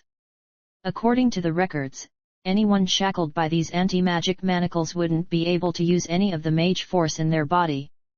Even the most powerful of magi would be like an ordinary person. But these anti-magic shackles were extremely expensive. This was the first time Linley had seen such a thing. Linley slipped in and out of the crowds on the street, sometimes dodging, sometimes hiding. His movements were very graceful. Lamson and his men had no idea he was there at all. After a while, Lamson and his men arrived at an alleyway. They stopped in front of a 2-level residence.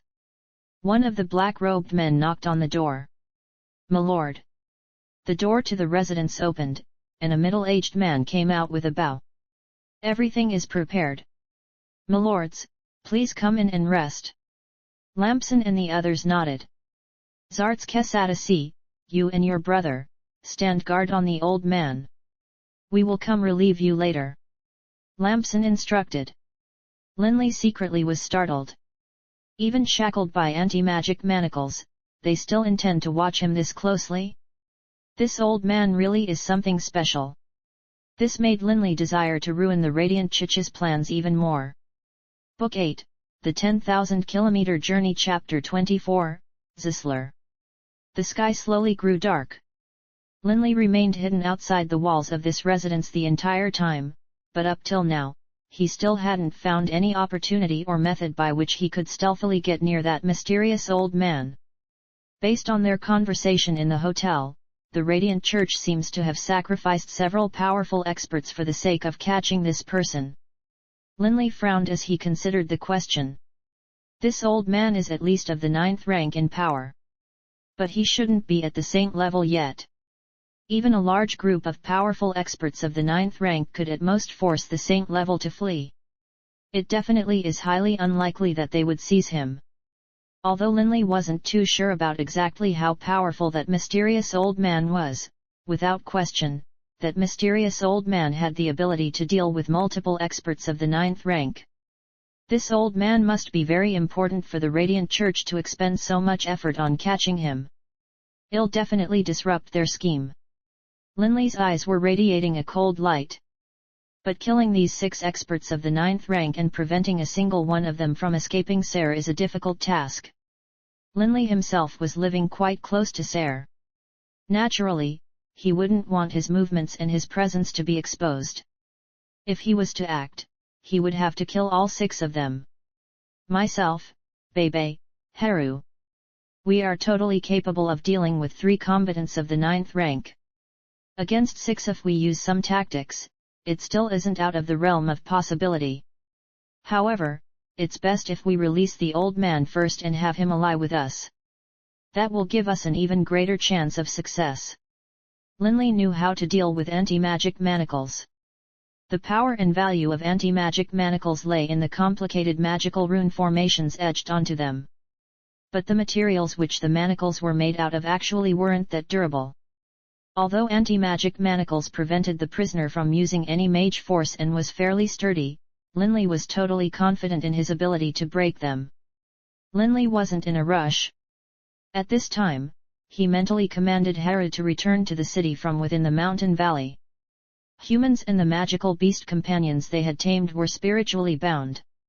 The more powerful the spiritual energy of the 2 was, the greater the distance the 2 could exchange mental conversations. For example, Linley and Bebe could exchange thoughts from a distance of several hundred kilometers. But if they were to become separated from an even farther distance, it would no longer be possible. As for some weak members of noble clans who used soul-binding scrolls to tame magical beasts of the 1st, 2nd, or 3rd ranks, they might not be able to communicate past a distance of just a few hundred meters. The main issue was spiritual energy. Linley and Haru, as well, could spiritually communicate from a distance of hundreds of kilometers. But once the distance grew too great, they would only be able to vaguely sense the direction each was in, and could no longer send messages. Darkness descended.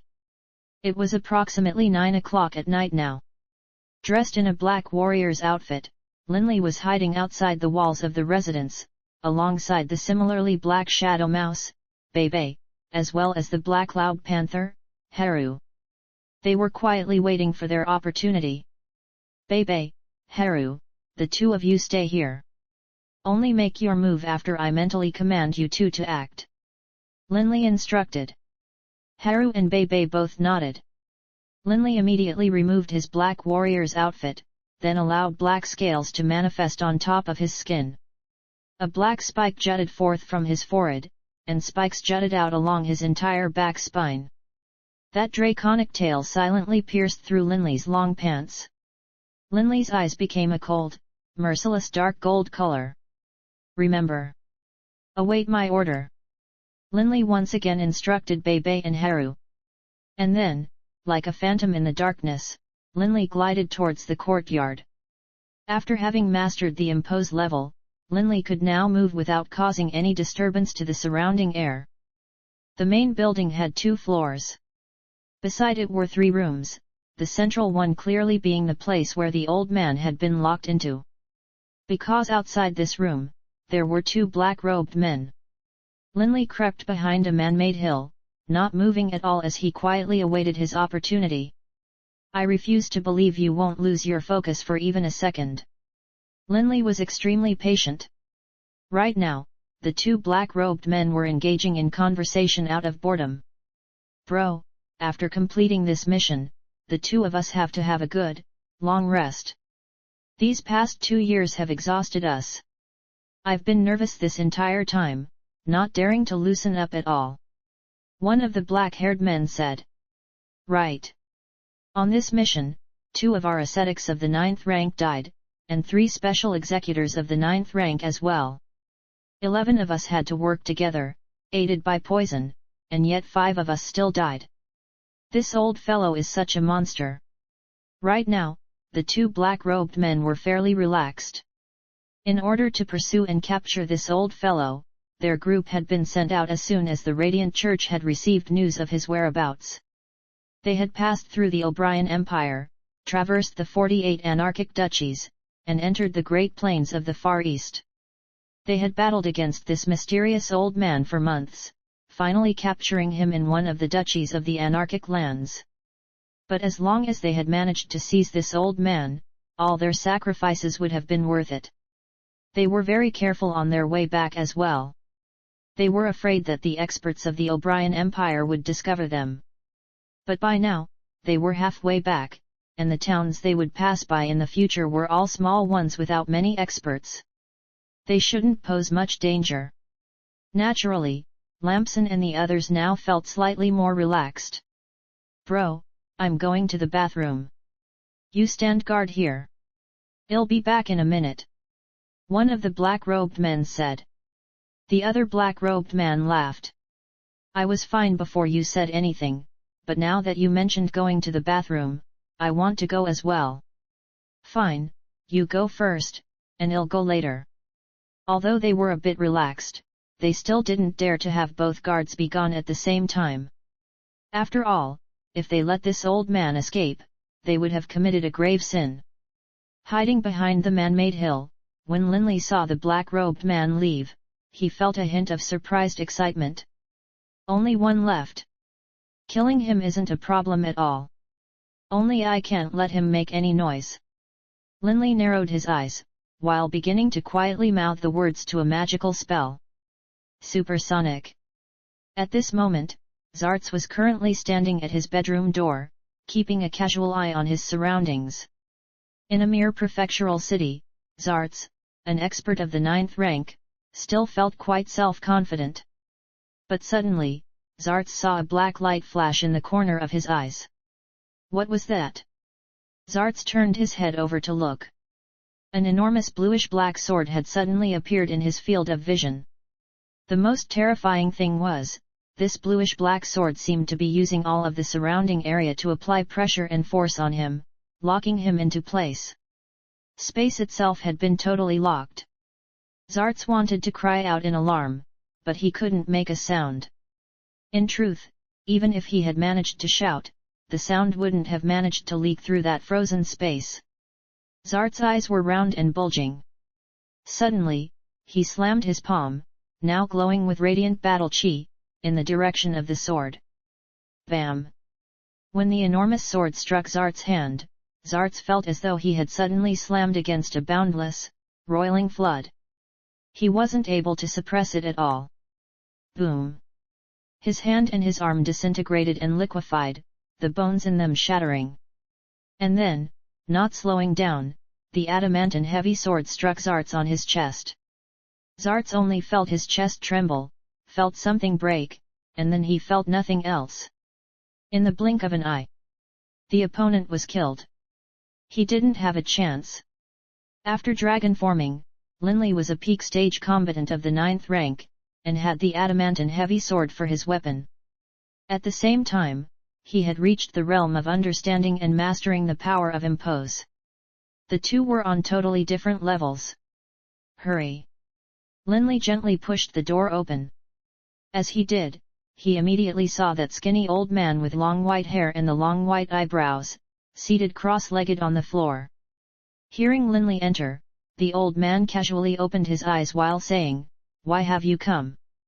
But upon seeing Linley, the old man's words immediately came to a halt. Seeing Linley in full dragon form, the old man stared at Linley. Lowering his voice, he said, "What plane of existence do you come from, Draconian?" Draconian? Linley was startled. Could it be that in other planes, there was a race called Draconians that looked similar to him? "Why have you come here?" the old man said again in that quiet voice. "To save you." Linley was wielding his adamantine heavy sword. "Hold your arms out straight. I will break your anti-magic manacles." Although the old man was suspicious as to who Linley was, he still very obediently held his arms out. Staring at the pitch-black anti-magic manacles, Linley chopped directly down with his adamantine heavy sword. Wielding something heavy as though it were light thunderbolt, the adamantine heavy sword drifted down as slowly and gracefully as a leaf, barely brushing against the center of the anti-magic manacles. As it did, with a crack sound, multiple cracks appeared in the anti-magic manacles, and pieces of it even went flying to the edges of the room. The old man only had to casually shake his hands, and the two halves of the already destroyed manacles went flying in opposite directions. "I didn't ask you to save me, so I owe you nothing." The emaciated, pale-faced old man stood there, staring at Linley coldly. Linley glanced at him, but Linley's dark gold pupils seemed to stir no fear in this old man at all. "Do you have enmity with the Radiant Church?" Linley said quietly. Both of them were speaking extremely quietly, and Lampson's group in the two-story building couldn't hear their conversation at all. "Enmity? I won't stop until one of us is destroyed," the old man said boldly. "That's all I need," Linley said calmly. "Although I don't know who you are, I must tell you tonight, none of the Radiant Church's men can be allowed to leave here alive. I don't want to reveal myself to them." "Reveal yourself?" The old man was curious. "Which plane of existence do you come from, Draconian? Could it be that you are a Draconian from one of the 4 higher planes? The infernal realm?" Linley glanced at him. "No." The old man began to laugh evilly. "Then let me tell you who I am, first. My name is Zisler Siziel. I am an archmagus, a necromancer of the 9th rank." "Yourself?" Linley was truly shocked. As a magus, Linley knew very well that there were 3 types of magic which surpassed earth, fire, wind, water, lightning, light, and darkness-style magic. Doring Coward had discussed this with him before as well. These 3 forms of magic were the oracular magic which the Radiant Church was adept at, the life magic which was used by the legendary High Priest of the Yulan Empire, and the extremely rare necromantic magic. All 3 of these types of magic were extremely rare in the Yulan continent. When Linley realized that Holmer was ambushing him, because Holmer had used poison gas, Linley had asked him if he was a necromancer. If he had been, Linley probably wouldn't have been able to bear killing him. After all, the 4 higher planes had been created by the 4 overgods. These overgods were, respectively, the overgod of fate, the overgod of life, the overgod of death, and the overgod of destruction. The overgod of fate had passed down oracular magic. The overgod of life had passed down life magic. The overgod of death had passed down necromantic magic.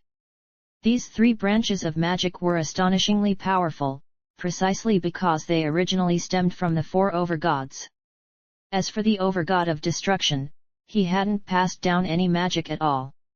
The followers of the overgod of destruction held their own power and abilities in prime reverence. For example, the war god O'Brien was a follower of the overgod of destruction. "An archmagus necromancer?" Shock appeared on Linley's face. "And you?" The archmagus necromancer, Zisler, stared at Linley. "Why should I tell you about myself? I didn't ask you to tell me about yourself," Linley said calmly. The archmagus necromancer was instantly stunned, not knowing what to say. Right at this time, the black-robed man came back from the restroom. "Bro, where the hell did you go?" Seeing that there was no one outside, the black-robed man's face immediately changed, as he shouted loudly in anger. Their task of watching over this archmagus necromancer was an extremely critical one. How could he not be furious when he saw that his brother had just disappeared without a word?